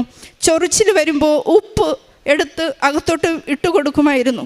എന്നിട്ട് ഞാൻ എൻ്റെ ഒരു ശക്തമായ പ്രേരണ കാരണം ഞാൻ ഡോക്ടറിനെ പോയി കണ്ടു. ഡോക്ടർ പറഞ്ഞു, ഇപ്പോൾ കണ്ടതല്ലേ ഉള്ളൂ, പറഞ്ഞതല്ലേ, ഒന്നും ചെയ്യാൻ പറ്റില്ല, ടേക്ക് എന്ന് പറഞ്ഞു. ഞാൻ പറഞ്ഞില്ലേ, എനിക്ക് ഭയങ്കര ചൊറിച്ചിലാണ്, ഡ്രൈ സ്കിന്നാണ്, എനിക്കിത് ഊരിത്തരണം, എനിക്ക് സിമ്പിളായിട്ട് ഇട്ട് തന്നാൽ മതി, ഞാൻ അനക്കാതെ നോക്കിക്കൊള്ളാമെന്ന് പറഞ്ഞു. എൻ്റെ നിർബന്ധപ്രകാരം അങ്ങനെ ചെയ്തു തന്നു. ഞാൻ വീട്ടിൽ വന്നു, അഭിഷേക തൈലമെടുത്തു, ജപമാല ഒരു കയ്യിൽ പിടിച്ച് എക്സസൈസ് ചെയ്യാൻ തുടങ്ങി. ജപമാല മുറുക്കിയും ഞെരടിയും ഞാൻ ജപമാല ചൊല്ലിക്കൊണ്ടേയിരുന്നു. ആ ജപമാല പിടിച്ച് ഞാൻ കൈ പതുക്കെ പതുക്കെ വലത് കൈ കൊണ്ട് ഇടത് കൈ പോക്കി എക്സസൈസ് ചെയ്തു. അഭിഷേക തൈലം കൊണ്ട് ഞാൻ കുറച്ച് വേദന സഹിച്ചു. ഈശോ കുരിശു ചുമന്നതോർത്ത് ധ്യാനിച്ചുകൊണ്ട് ഞാൻ വേദന സഹിച്ച് മസാജ് ചെയ്തു, നന്നായിട്ട് മസാജ് ചെയ്തു. അഭിഷേക തൈലം മാത്രമായിരുന്നു. അവരെനിക്കൊരു ഓയിൽമെൻറ്റ് തന്നു, ഞാനത് തൊട്ടിട്ടില്ല. അഭിഷേക തൈലം മാത്രം വെച്ച് ഞാൻ മസാജ് ചെയ്തു. അമ്മ എനിക്കിത് സുഖപ്പെടുത്തി തരണം, അമ്മയാണ് എന്നെ താങ്ങിയത്. തേന്മാനുള്ള എല്ല് പൊട്ടിയാൽ അത് പിന്നെ ഊറി പിടിക്കില്ലെന്ന് അമ്മയ്ക്കറിയാം, അതുകൊണ്ട് അത് പൊട്ടിച്ചില്ലല്ലോ. അപ്പോൾ പിന്നെ എനിക്കിതും സുഖപ്പെടുത്തി തരണം, തന്നേ പറ്റൂ. ഞാൻ അമ്മയുടെ സ്വന്തക്കാരിയല്ലേ, ഞാൻ ഉടമ്പടി എടുത്ത സ്വന്തക്കാരിയല്ലേ എന്ന് ചോദിച്ച് പ്രാർത്ഥിച്ചു. ഞാൻ മസാജ് ചെയ്തുകൊണ്ടേയിരുന്നു ഉടമ്പടി തൈലം കൊണ്ട്. വിത്തിൻ 1 മന്ത് ആകുന്നതിന് മുൻപ് എൻ്റെ കൈ എൻ്റെ ആവശ്യങ്ങൾക്ക് വേണ്ടി ഉപയോഗിക്കാൻ തക്കവിധം വളയാനും തിരിയാനും ഉയരാനും തുടങ്ങി. എൻ്റെ കൈ ബാക്കിലോട്ടെടുക്കാനും എനിക്ക് മുടി കെട്ടാനും മറ്റെല്ലാ കാര്യങ്ങളും ചെയ്യാൻ സാധിച്ചു. 1 മാസം തികയുന്നതിന് മുൻപ് 6 മാസം മുതൽ 1 വർഷം എടുക്കുമെന്ന് പറഞ്ഞെടുത്താണ് എനിക്ക് ഈ അത്ഭുതമായ രോഗസൗഖ്യം മാതാവ് തന്നത്. ഞാൻ ആശുപത്രിയിൽ പോയി, അവർ പറഞ്ഞ ഡേറ്റ് പ്രകാരം പോയി, അവർ എക്സസൈസ് എടുത്തു. എൻ്റെ കൈ പൊങ്ങുകയും താഴുകയും ചെയ്യുന്നത് കണ്ട് ഡോക്ടർ എന്നെ മിഴിച്ച് നോക്കിയിട്ട് ചോദിച്ചു, ഫിസിയോ എടുത്തോ, ഫിസിയോയ്ക്ക് പോയോ? ഞാൻ പറഞ്ഞില്ല. പിന്നെ ഇതെങ്ങനെ സംഭവിച്ചു, എന്ത് റിസ്ക്കാണ് എടുത്തത്? ഞാൻ പറഞ്ഞു, ഞാൻ വേറൊന്നും ചെയ്തില്ല, എൻ്റെ അമ്മ മാതാവ് തന്ന തൈലം കൊണ്ട് ഞാൻ കുരിശ് വരച്ചു, വിശ്വാസ പ്രമാണം പഠിച്ചു, ഞാൻ മസാജ് ചെയ്തു. അപ്പോൾ പറഞ്ഞു, എന്ത് റിസ്ക്കാണ് എടുത്തതെന്നറിയാമോ, എക്സ്റേ എടുക്കട്ടെ എന്ന് പറഞ്ഞു. അവർ എക്സ്റേ എടുത്തു, ഒരു കുഴപ്പവുമില്ല, എല്ലാം ഊറി പിടിച്ചിരിക്കുന്നുണ്ട്, കൈ പഴയതുപോലെ നല്ല സ്ട്രോങ് ആയിട്ടുണ്ട്. അപ്പോൾ പറഞ്ഞു, എനിക്ക് ഐ കാൺ ബിലീവ് എന്ന് പറഞ്ഞു. ഞാൻ പറഞ്ഞു, വിശ്വസിക്കണം, എനിക്കിത് നിങ്ങൾക്ക് സാധ്യമാകാത്തത് ദൈവത്തിന് സാധ്യമാണ്, മനുഷ്യന് അസാധ്യമായത് ദൈവത്തിന് സാധ്യമാണ്. എനിക്ക് അമ്മ മാതാവ് സുഖപ്പെടുത്തി തന്നതാണ്, ഇത് നിങ്ങളുടെ ഓയിൽമെൻ്റ് അല്ല, അഭിഷേക തൈലമാണ് എന്ന് പറഞ്ഞ് സാക്ഷ്യപ്പെടുത്തിയിട്ട് ഞാൻ അവിടെ നിന്ന് ഇറങ്ങി. ആ വലത് കൈയാണിത്. എനിക്കിന്നൊരു കുഴപ്പമില്ല, തൂക്കാനും തുടയ്ക്കാനും കുളിക്കാനും നനയ്ക്കാനും എല്ലാത്തിനും പറ്റുന്നുണ്ട്. മാതാവിന് നന്ദി, ഈശോയിലൂടെ എനിക്ക് തന്ന ഈ രോഗസൗഖ്യത്തിന്. അതുപോലെ തന്നെ തുടർന്ന് എൻ്റെ കഴുത്തിൻ്റെ പുറകിലായിട്ട്, എൻ്റെ കയ്യിൽ എൻ്റെ ഫോട്ടോയുണ്ട്, കഴുത്തിൻ്റെ പുറകിലായിട്ട് ഞാൻ ജപമാല ചൊല്ലിക്കൊണ്ട് നിൽക്കുമ്പോൾ എന്തോ ഒന്ന് തട്ടിയതുപോലെ എനിക്ക് തോന്നി. അതെന്തോ ഒരു ഫ്ലൈ ആണെന്ന് തോന്നുന്നു. 2 ദിവസം കഴിഞ്ഞില്ല, എനിക്ക് അവിടെ ചൊറിഞ്ഞു പൊട്ടി, തൊലിയൊക്കെ ഉരിഞ്ഞ് റെഡ് കളറായി, ഇങ്ങനെ തടിച്ചൊരു കുഷ്ഠരോഗിയെ പോലെ ബാക്ക് കഴുത്തിൽ. എനിക്ക് മുടി പിരുത്തിടാൻ പറ്റില്ല, ഡ്രസ്സ് കഴുത്തിൽ തൊട്ടിട്ടുള്ള അതൊന്നും ഇടാൻ പറ്റില്ല, അങ്ങനെയായി. ഞാൻ അത് വെച്ചിട്ട് ഒരു ദിവസം ബസ് എടുത്തു, തനിച്ചിവിടെ വന്നു. മാതാവിനോട് പറഞ്ഞു, ഇവിടെ നിലവിളക്കിൽ കത്തിയിരുന്ന എണ്ണ ചൂടോടെ തൊട്ട് അവിടെ ഇട്ട് കുരിശ് വരച്ചു. വീട്ടിൽ പോയി അഭിഷേക തൈലമെടുത്ത് കുരിശ് വരച്ചു, അവിടെ തൊട്ട് പ്രാർത്ഥിച്ചു. ഞാൻ എൻ്റെ മോന് ഫോട്ടോ എടുത്തിട്ട് പറഞ്ഞു, അമ്മ ഇത് റിസ്ക്കാണ്, ഇത് ഭയങ്കര വേഴ്സ് ആകുന്നുണ്ട്, അമ്മ ഡോക്ടറിനെ കാണണം, ഇത് എന്താണെന്ന് അറിയില്ല, ബ്ലഡിലൊക്കെ ആകും, അതുകൊണ്ട് അമ്മ പോകണമെന്ന് പറഞ്ഞു. ഞാൻ പറഞ്ഞില്ല, ഞാൻ പോകില്ല. എൻ്റെ ഈ കൈ ഈ അവസ്ഥയിൽ സുഖപ്പെടുത്തി തന്ന മാതാവ് എനിക്ക് തന്ന ആയുധങ്ങളുണ്ട് എൻ്റെ കയ്യിൽ. അതാണ് അഭിഷേക തൈലവും എൻ്റെ ഉടമ്പടി പത്രവും പിന്നെ ഞാൻ ഉപയോഗിക്കുന്ന ഉപ്പും.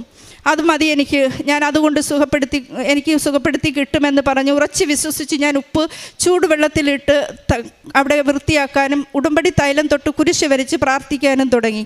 വിതിൻ 1 ആഴ്ചയാകില്ല എൻ്റെ സ്കിന്ന് പഴയതുപോലെയായി, ഉരിഞ്ഞുരിഞ്ഞ് അവിടെ വൃത്തിയായി, തനിയെ അത് വൃത്തിയായി. എങ്ങനെ സംഭവിച്ചു അതുപോലെ തന്നെ എങ്ങനെയോ അത് മാതാവിൻ്റെ കൃപയാൽ സുഖപ്പെട്ടു. ആ ഫോട്ടോ സുഖപ്പെടുന്നതിന് മുൻപുള്ളതും സുഖപ്പെട്ടതും എൻ്റെ കയ്യിൽ വീഡിയോ ഫോണിലുണ്ട്. അതുപോലെ തന്നെ എൻ്റെ വസ്തു ഒരു തവണ ഞാൻ അഡ്വാൻസ് ആയതാണ് 20 ലക്ഷത്തിന്. പക്ഷേ അതെന്തോ അവർക്ക് സാമ്പത്തിക ബുദ്ധിമുട്ട് കാരണം വാങ്ങാൻ പറ്റില്ല എന്ന് പറഞ്ഞു. തിരിച്ചു അഡ്വാൻസൊക്കെ ക്ലിയർ ചെയ്തു. പിന്നെ വരുന്ന ഇടപാടുകളൊന്നും ക്ലിയർ ആകുന്നില്ല. അവർക്ക് വലിയ ഹാപ്പിയല്ല. കാരണം ഒരു തവണ തടസ്സം വന്നത് എന്തോ പ്രോബ്ലം ഉണ്ടെന്ന് പറഞ്ഞിട്ട് നടക്കാതെയായി. 1 വർഷമായി അങ്ങനെ പൊയ്ക്കൊണ്ടേയിരുന്നു. അപ്പോൾ ഞാനിവിടെ വന്നു.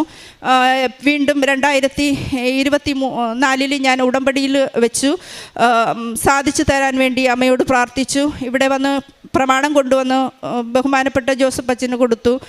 ഫാദർ പ്രാർത്ഥിച്ചു തന്നു. ചെറിയൊരു ലാക്കറ്റ് മാതാവിൻ്റെത് തന്നു. ഞാൻ അത് കൊണ്ടുപോയി എൻ്റെ വീട്ടിലെ ഡോറിൽ വെച്ചു, ഒട്ടിച്ചു വെച്ചു. ഉടമ്പടി ഉപ്പ് കൊണ്ടുപോയി ഞാൻ 4 വർഷവും വിശ്വാസ പ്രമാണം പഠിച്ചു, മുഖ്യദൂതൻ്റെ പ്രാർത്ഥന പഠിച്ചു, ഞാൻ വിതറി. എന്നിട്ട് പ്രത്യക്ഷീകരണ പ്രാർത്ഥനയിൽ ഈ അപേക്ഷ വെച്ച് പ്രാർത്ഥിച്ചു കൊണ്ടേയിരുന്നു. അഭിഷേക തൈലം ഞാൻ വീട്ടിൻ്റെ എല്ലാ മൂലയിലും തൊട്ട് കുരിശ് വരച്ചു. 1 മാസമായില്ല, ശരിക്കും 1 മാസം തികയുന്നതിന് മുൻപ് എന്നോട് ഇങ്ങോട്ട് വന്ന് എൻ്റെ നെയ്ബർ പറഞ്ഞു, ഞാൻ മനസ്സിൽ ആഗ്രഹിച്ച വില അവരെന്നോട് ഇങ്ങോട്ട് പറഞ്ഞിട്ട് അഡ്വാൻസ് തരികയായിരുന്നു. അതൊരു രാത്രി ഞാൻ ജപമാല ചൊല്ലിക്കൊണ്ട് നിൽക്കുമ്പോഴായിരുന്നു.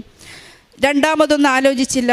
ഞാൻ മനസ്സിൽ അമ്മയോട് പറഞ്ഞത്, അമ്മയുടെ കൃപ എനിക്ക് കാണണം. അത് അവർ വാങ്ങാൻ വരുന്നവരുടെ വാ കൊണ്ട് തന്നെ അമ്മയുടെ പ്രേരണയാൽ ഞാൻ മനസ്സിൽ കാണുന്ന വില പറയണം. പിന്നെ ഞാൻ രണ്ടാമതൊന്നും ആലോചിക്കില്ല.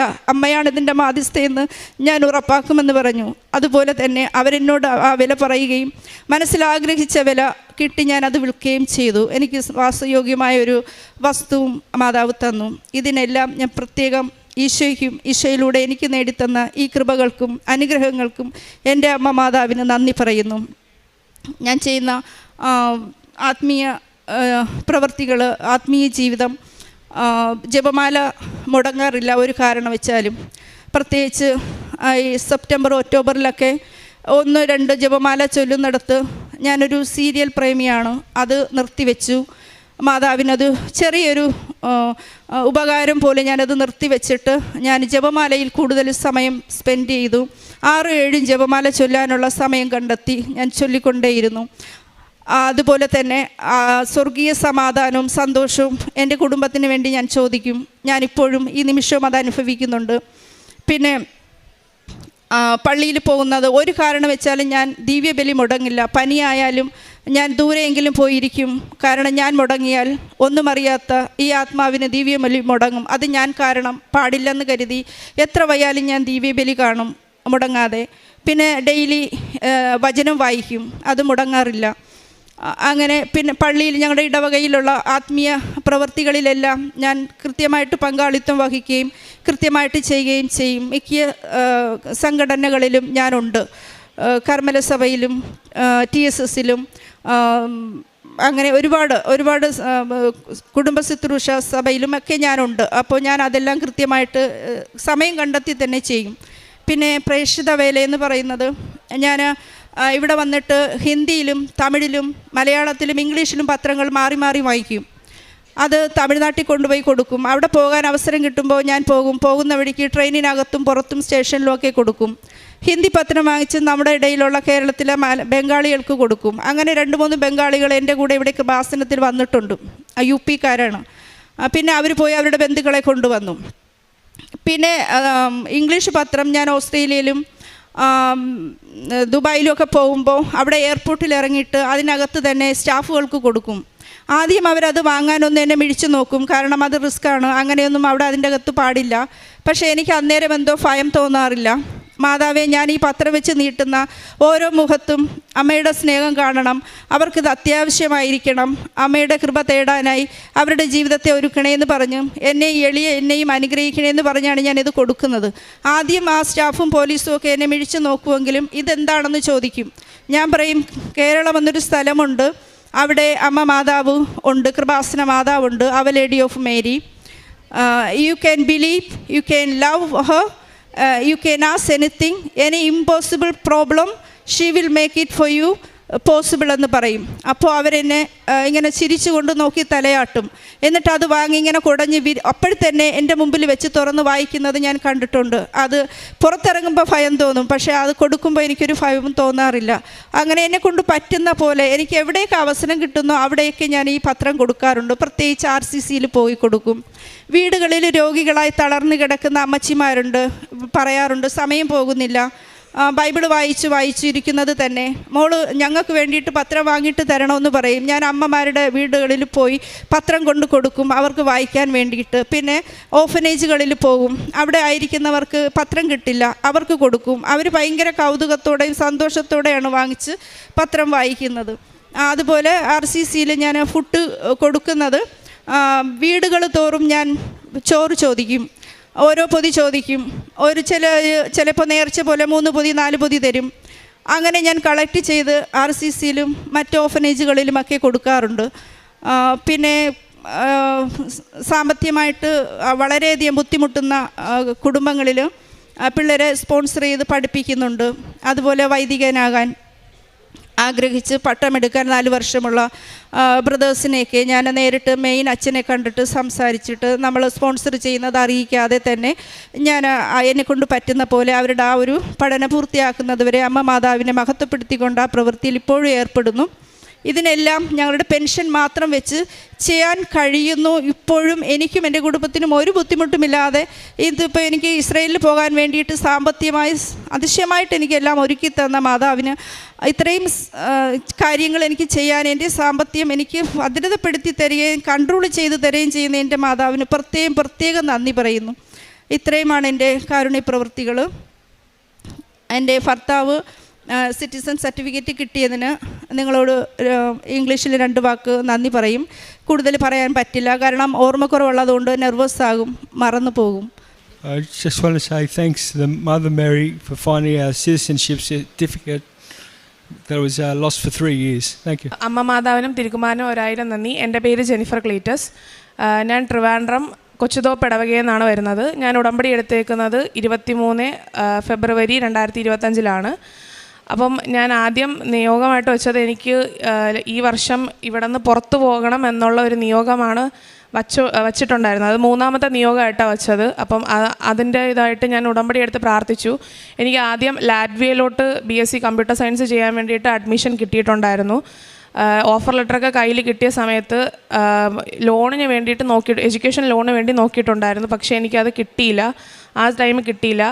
അങ്ങനെ എൻ്റെ ആദ്യത്തെ അവസരം പോയി. സെപ്റ്റംബർ ഇൻടേക്കിൽ പോകാനിരുന്നതാണ്. അപ്പോൾ എൻ്റെ ആദ്യത്തെ ആ അവസരം പോയിട്ടുണ്ടായിരുന്നു. അങ്ങനെ ഉടമ്പടി ഇവിടെ പുതുക്കാൻ വന്ന സമയത്ത് ഞാനിവിടെ മാതാവിനോട് ഉടമ്പടി ക്ലാസ്സിലിരിക്കുമ്പോൾ തന്നെ പ്രാർത്ഥിച്ചിട്ടുണ്ടായിരുന്നു, മാതാവ് ഈ വർഷമെങ്കിലും എനിക്കൊന്ന് ഇവിടെ നിന്ന് പോകാൻ വേണ്ടി പറ്റിയിരുന്നെങ്കിൽ എനിക്കതിന് എന്തെങ്കിലും ഒരു സൈൻ ഒന്ന് തരാൻ പറ്റുമോ മാതാവേ എന്ന് പറഞ്ഞ് ഞാൻ ചോദിച്ചിട്ടുണ്ടായിരുന്നു. ആ സമയത്ത് ഞാൻ താഴോട്ട് വന്ന സമയത്ത് എനിക്ക് ടോക്കൺ എടുക്കുന്ന ടൈം എനിക്ക് എൻ്റെ വീട്ടിൽ സിസ്റ്റർ ഫ്രണ്ടിൽ വെച്ച് ഇങ്ങനെ നീട്ടിയിട്ടുണ്ടായിരുന്നു, ഇതൊന്ന് എടുത്തോ എന്ന് പറഞ്ഞിട്ടുണ്ടായിരുന്നു. ഞാൻ ഒന്നെടുത്തപ്പോൾ എനിക്കതിൽ മാതാവ് എന്നാണ് കിട്ടിയത്. അപ്പം എനിക്ക് ആ പ്രദക്ഷിണത്തിൽ എനിക്ക് മാതാവിനെ കയ്യിൽ എടുക്കാനുള്ള അവസരമാണ് എനിക്ക് കിട്ടിയത്.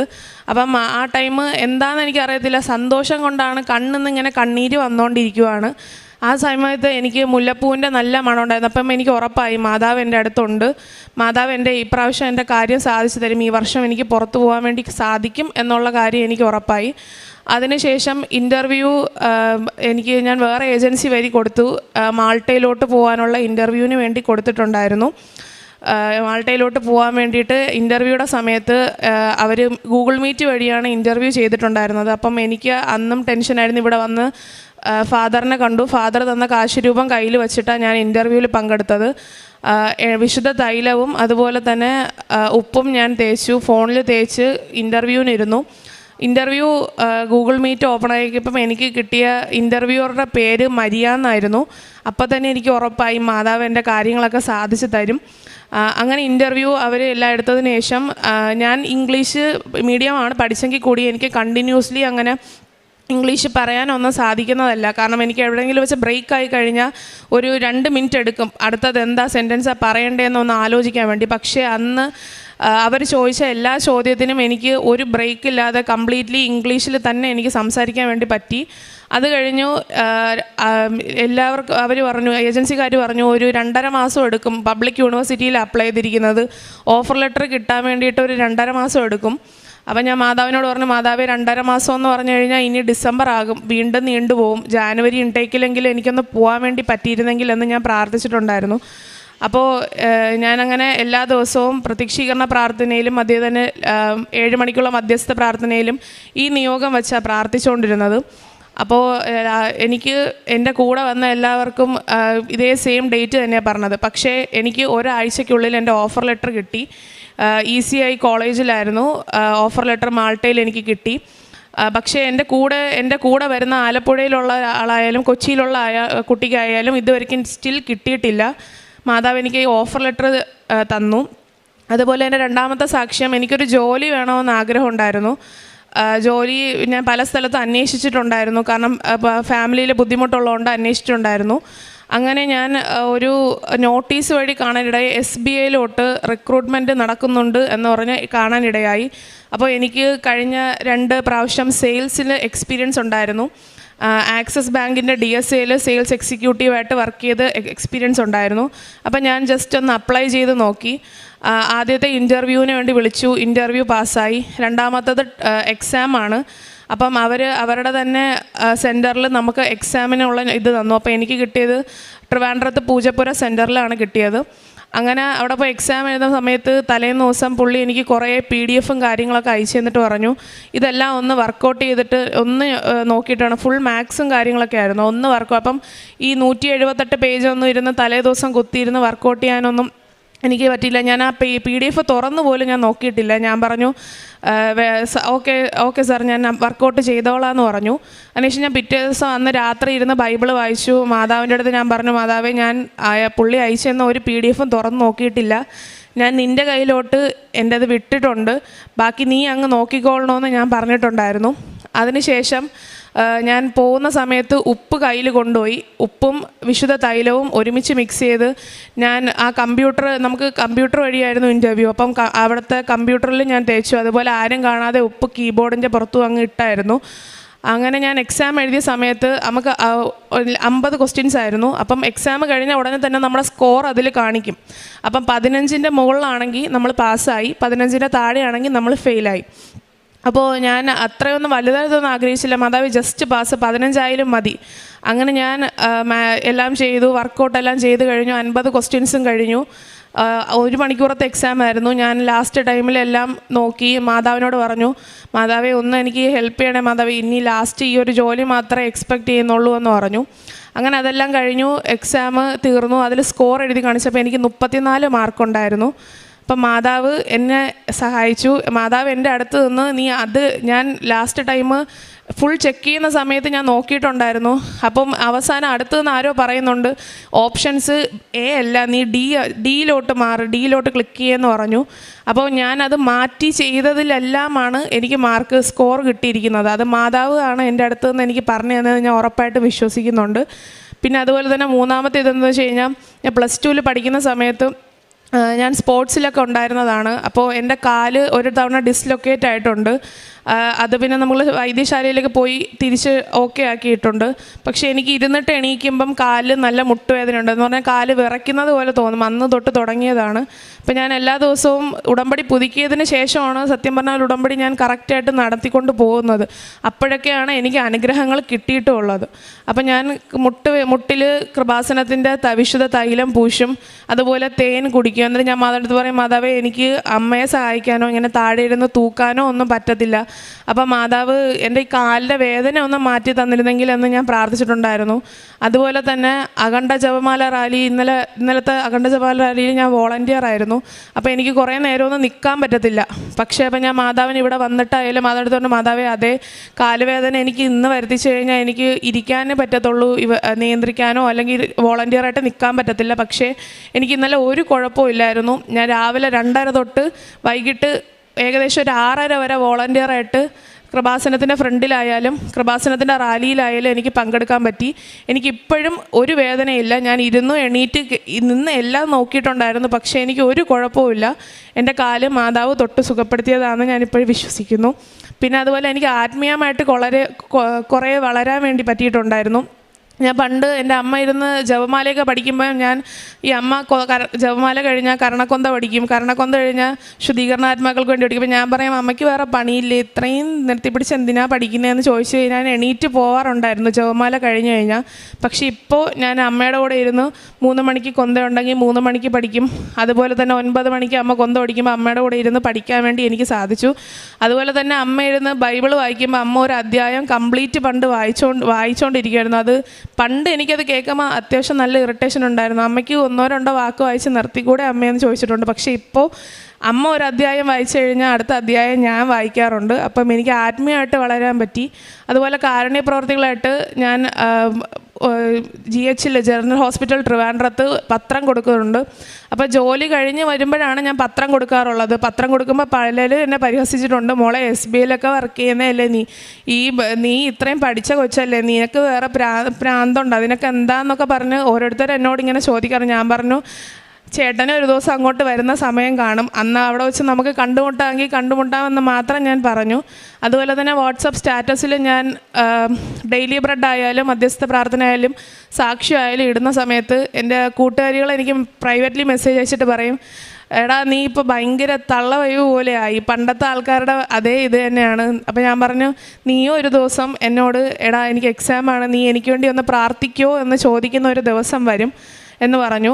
അപ്പം അത് എനിക്ക് വിഷമം ഉണ്ടായിട്ടുണ്ടെങ്കിലും ഞാനത് മാതാവിനെ പ്രതി സഹനത്തിലൂടെ സഹിച്ചിട്ടുണ്ട്. പിന്നെ അതുപോലെ തന്നെ GHൽ ഞാൻ പത്രവും കാര്യങ്ങളെല്ലാം കൊടുക്കും. ഒരു രോഗി, വെരിക്കോസ് വെയിനുള്ള ഒരു രോഗിക്ക് ഞാൻ കാലിൽ പ്രാർത്ഥിച്ച് കാലിൽ വേദന മാറി. ഒരു 3-4 ദിവസം കഴിഞ്ഞ് നോക്കിയപ്പം അവർ 2 മാസം കിടക്കാൻ വേണ്ടി പറഞ്ഞതാണ്. പക്ഷെ 3-4 ദിവസം കഴിഞ്ഞ് അവരുടെ നമ്പർ ഞാൻ കൊടുത്തിട്ട് വന്നു, എൻ്റെ നമ്പർ അവർക്ക് കൊടുത്തിട്ട് വന്നു. അവരെന്നെ വിളിച്ചിട്ട് പറഞ്ഞു, മോളെ എൻ്റെ കാലിലിപ്പോൾ കുഴപ്പമൊന്നുമില്ല, ഡിസ്ചാർജ് ചെയ്യാൻ വേണ്ടിയിട്ട് പറഞ്ഞിട്ടുണ്ട്, മോളന്ന് വന്ന് പ്രാർത്ഥിച്ചതാകും. ഞാൻ പറഞ്ഞു, അമ്മ നിങ്ങൾ സാക്ഷ്യം പറയാൻ വേണ്ടിയിട്ട് എൻ്റെ കൂടെ വരാമോ എന്ന് വെച്ച് പറഞ്ഞു, മോളെ ഞങ്ങൾ ഹിന്ദുക്കളാണ്, എൻ്റെ വീട്ടിൽ നിന്നൊന്നും അങ്ങനെ വിടത്തില്ല എന്നെ, മോളെ എന്നെ പ്രതി അത് പറഞ്ഞാൽ മതിയെന്ന് പറഞ്ഞിട്ടുണ്ടായിരുന്നു. എല്ലാത്തിനും ഈ ചെയ്തെന്ന എല്ലാ അനുഗ്രഹങ്ങൾക്കും മാതാ. എൻ്റെ പേര് ജാൻസി, ഇതെൻ്റെ ഹസ്ബൻഡ് ജോർജ്, മോൾ അഞ്ജു.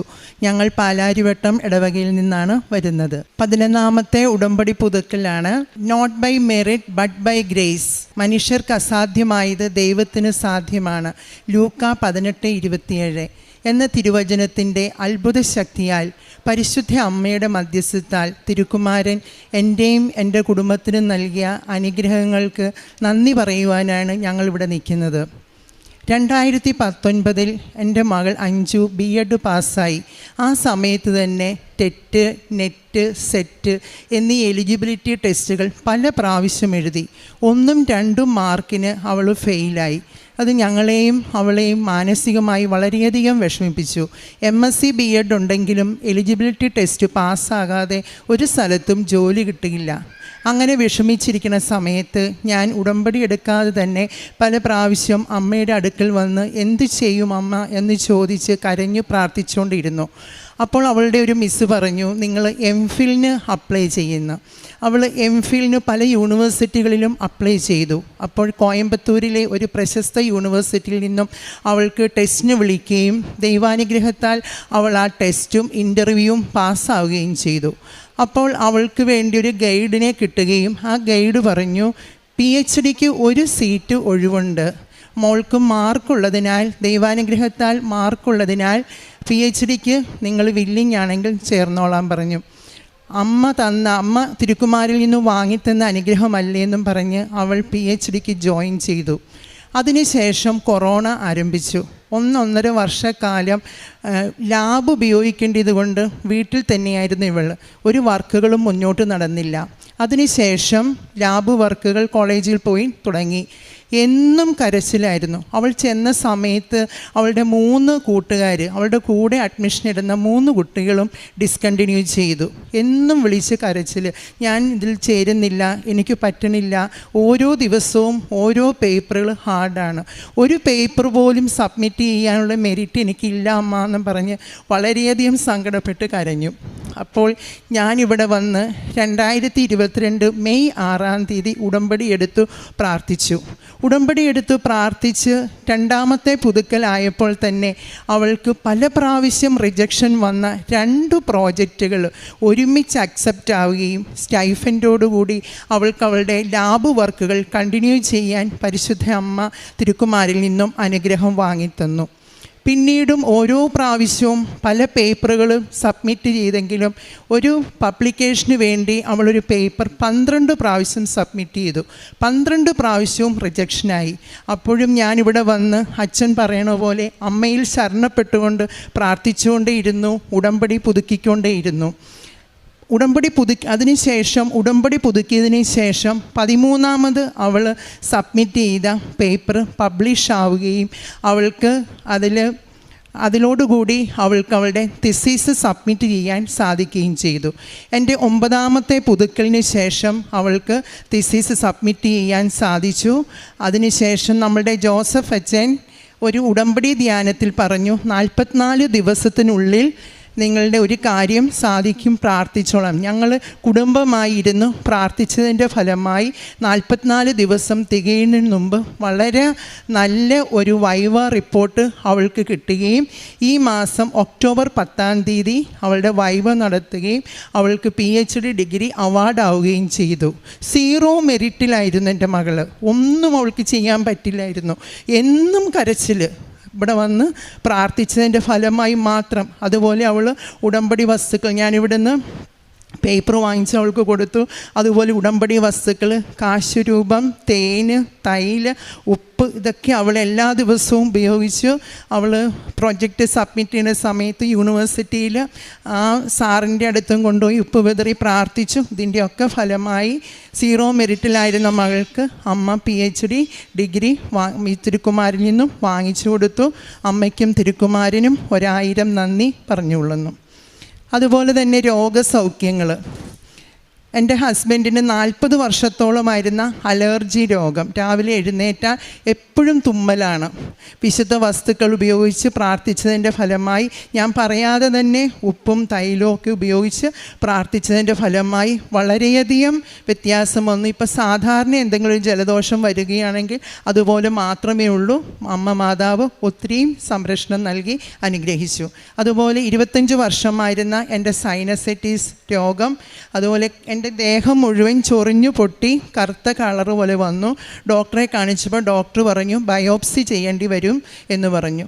ഞാൻ ഉപ്പും തൈലവും ഉപയോഗിച്ച് പുരട്ടി പ്രാർത്ഥിച്ചതിൻ്റെ ഫലമായി ഒറ്റ ഒരു പ്രാവശ്യം തേച്ചു. അത് പിന്നീട് ഒരിക്കലും ആ കുരുക്കൾ വരാൻ ഇടയായില്ല. അമ്മയ്ക്കും തിരുക്കുമാരനും 1000 നന്ദി പറയണം. അതുപോലെ തന്നെ ഞങ്ങളുടെ കുടുംബത്ത് 1980 ഞങ്ങൾക്ക് കിട്ടിയ ഒരു ആധാരം, ഒരു നിലത്തിൻ്റെ ആധാരമായിരുന്നു.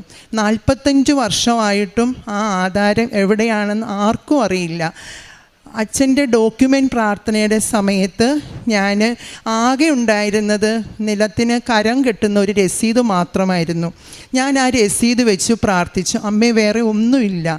അപ്പൂപ്പന്മാരായിട്ട് തന്നിരുന്ന ഒരു ആധാരമാണ്, അത് നഷ്ടപ്പെട്ടു പോകുമല്ലോ എന്നും പറഞ്ഞ് പ്രാർത്ഥിച്ചതിൻ്റെ ഫലമായി ഒരാഴ്ചയ്ക്കകം കുറേ പേപ്പറുകളുടെ ഇടയിൽ നിന്നും ആ ആധാരം ഞങ്ങൾക്ക് ലഭിക്കുവാനിടയായി.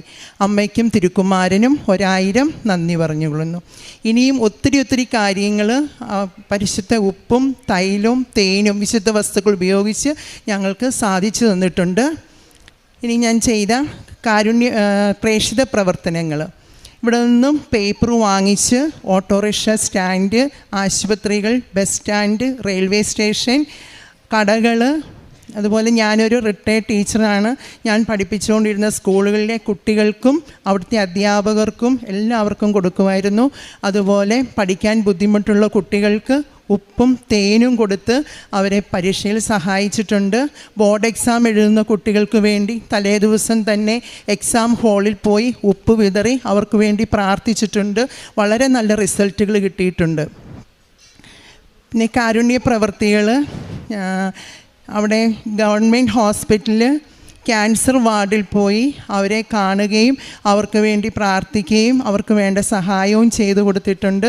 അതുപോലെ തൊട്ടടുത്ത് കരുണാനിലയം, അഗതികളുടെ ഒരു ഹോം, അവിടെയൊക്കെ പോയി അവിടുത്തെ രോഗികളെ കാണുകയും സഹായിക്കുകയും ചെയ്തിട്ടുണ്ട്. പിന്നെ ആരെങ്കിലും എന്തെങ്കിലും ചോദിച്ചു കഴിഞ്ഞാൽ അവർക്ക് പറ്റുന്നത് പോലെയുള്ള സഹായം ചെയ്തിട്ടുണ്ട്. പൊതിച്ചോറ് കെട്ടി വിതരണം ചെയ്തിട്ടുണ്ട്. ഇതൊക്കെയാണ് ഞാൻ ചെയ്ത കാരുണ്യ പ്രവർത്തികൾ. പിന്നെ അച്ഛൻ്റെ ധ്യാനം മുടങ്ങാതെ കൂടും, പരിശുദ്ധ കുർബാനയിൽ പങ്കെടുക്കും, ജോമോൾ സിസ്റ്ററിൻ്റെ ലിവിങ് ഓറക്കിൾസ് കാണും, വിജയകുമാർ സാറിൻ്റെ ടോക്കുകൾ കേൾക്കും. അച്ഛൻ്റെ ഡെയിലി ബ്രെഡ് ദിവസവും ഒരു മുടക്കവും ഇല്ലാതെ കൂടാനായിട്ട് ദൈവം അനുഗ്രഹിച്ചിട്ടുണ്ട്. ഇതൊക്കെയാണ് ചെയ്ത പ്രവർത്തനങ്ങൾ. അമ്മയ്ക്കും തിരുക്കുമാരനും 1000 നന്ദി. പിന്നെയും 0 മെറിറ്റിലായിരുന്ന എൻ്റെ മകൾക്ക് ഈ ഒരു ഡിഗ്രി തന്ന അമ്മ മാതാവ് തിരുക്കുമാരനും വാങ്ങിത്തന്ന ഈ അനുഗ്രഹത്തിന് 1000 നന്ദികൾ സമർപ്പിച്ചുകൊള്ളുന്നു. മാതാവ് വഴി ഈശോ തന്ന നിരവധി അനുഗ്രഹങ്ങൾക്ക് ഞാൻ നന്ദി പറയുന്നു. എൻ്റെ പേര് അഞ്ജു. അമ്മ പറഞ്ഞതുപോലെ 2019 ഞാൻ കോയമ്പത്തൂരിലെ ഒരു പ്രമുഖ യൂണിവേഴ്സിറ്റിയിൽ PhDക്ക് ജോയിൻ ചെയ്യുകയും അവിടെ അഡ്മിഷൻ എടുത്ത് ആദ്യം ഞാൻ പോയി അന്വേഷിച്ചത് ദൈവത്തിൻ്റെ കത്തോലിക്ക തിരുസഭയുടെ ഒരു പള്ളി ഉണ്ടോയെന്നാണ്. അവിടെ പോയി CMI അച്ഛന്മാരുടെ ഒരു മെഷീൻ സെൻറ്ററും അതുപോലെ തന്നെ കൊമേന്തിയും അടുത്തുണ്ടായിരുന്നു. അതിലൂടെ ആത്മീയമായി എനിക്ക് കുറേ വളർച്ച അനുഭവപ്പെടുകയും ചെയ്തു. 2019 തൊട്ട് 2021 വരെ കൊറോണ കാലഘട്ടം എനിക്ക് പോയിട്ട് ഒരു കാര്യം ചെയ്യാൻ പറ്റാണ്ട് വന്ന സമയത്ത് ഞാനിവിടെ ഇരുന്ന് വളരെയധികം ബുദ്ധിമുട്ടി. തിരിച്ചു ചെല്ലുമ്പോൾ എൻ്റെ കൂടെയുള്ള ബാച്ച്മേറ്റ്സും ജൂനിയേഴ്സായിട്ടുള്ള അഡ്മിഷൻ എടുത്തവരും എല്ലാവരും ഡിസ്കണ്ടിന്യൂ ചെയ്തു. അപ്പോൾ എൻ്റെ സീനിയേഴ്സ് പറഞ്ഞു, നമ്മൾ സയൻസ് ഫീൽഡാണ്, സയൻസ് ഫീൽഡ് ഉള്ളവർക്ക് പ്രോജക്റ്റ് സാങ്ഷൻ ആകണം, ഫെലോഷിപ്പും ഫണ്ടിങ് ഏജൻസി വേണം, എന്നാലേ ഔട്ട്സോഴ്സിങ് കൊടുക്കാൻ പറ്റുള്ളൂ എന്ന് പറഞ്ഞു. ഇത് കേട്ട് ആകെ തളർന്നു. കാരണം എന്ന് വെച്ചാൽ പ്രപ്പോസൽ എഴുതി റിജക്ഷൻ മാത്രമേ ഉള്ളൂ എനിക്ക്. അങ്ങനെ അമ്മയുടെ ഉടമ്പടി പ്രകാരം പ്രാർത്ഥിച്ചു, മാതാവിനോട് പ്രാർത്ഥിച്ചു, ഈശോനോട് പ്രാർത്ഥിച്ചു. അമ്മ കൊണ്ടുവരുന്ന പത്രം, മാതാവിൻ്റെ പത്രം തലേണയുടെ അടിയിൽ ഞാൻ വയ്ക്കും. അങ്ങനെയെങ്കിലും എനിക്ക് നല്ല ബുദ്ധി കിട്ടി, നന്നായിട്ട് എഴുതി പ്രപ്പോസൽ എഴുതി ഇതാക്കാൻ വേണ്ടിയിട്ട്. അങ്ങനെ 2 പ്രപ്പോസലാണ് എനിക്ക് സാങ്ഷനായി കിട്ടിയത്. DSTയുടെയും പിന്നെ അതേപോലെ തന്നെ UGC SRF വരയ്ക്കും എനിക്ക് കിട്ടി.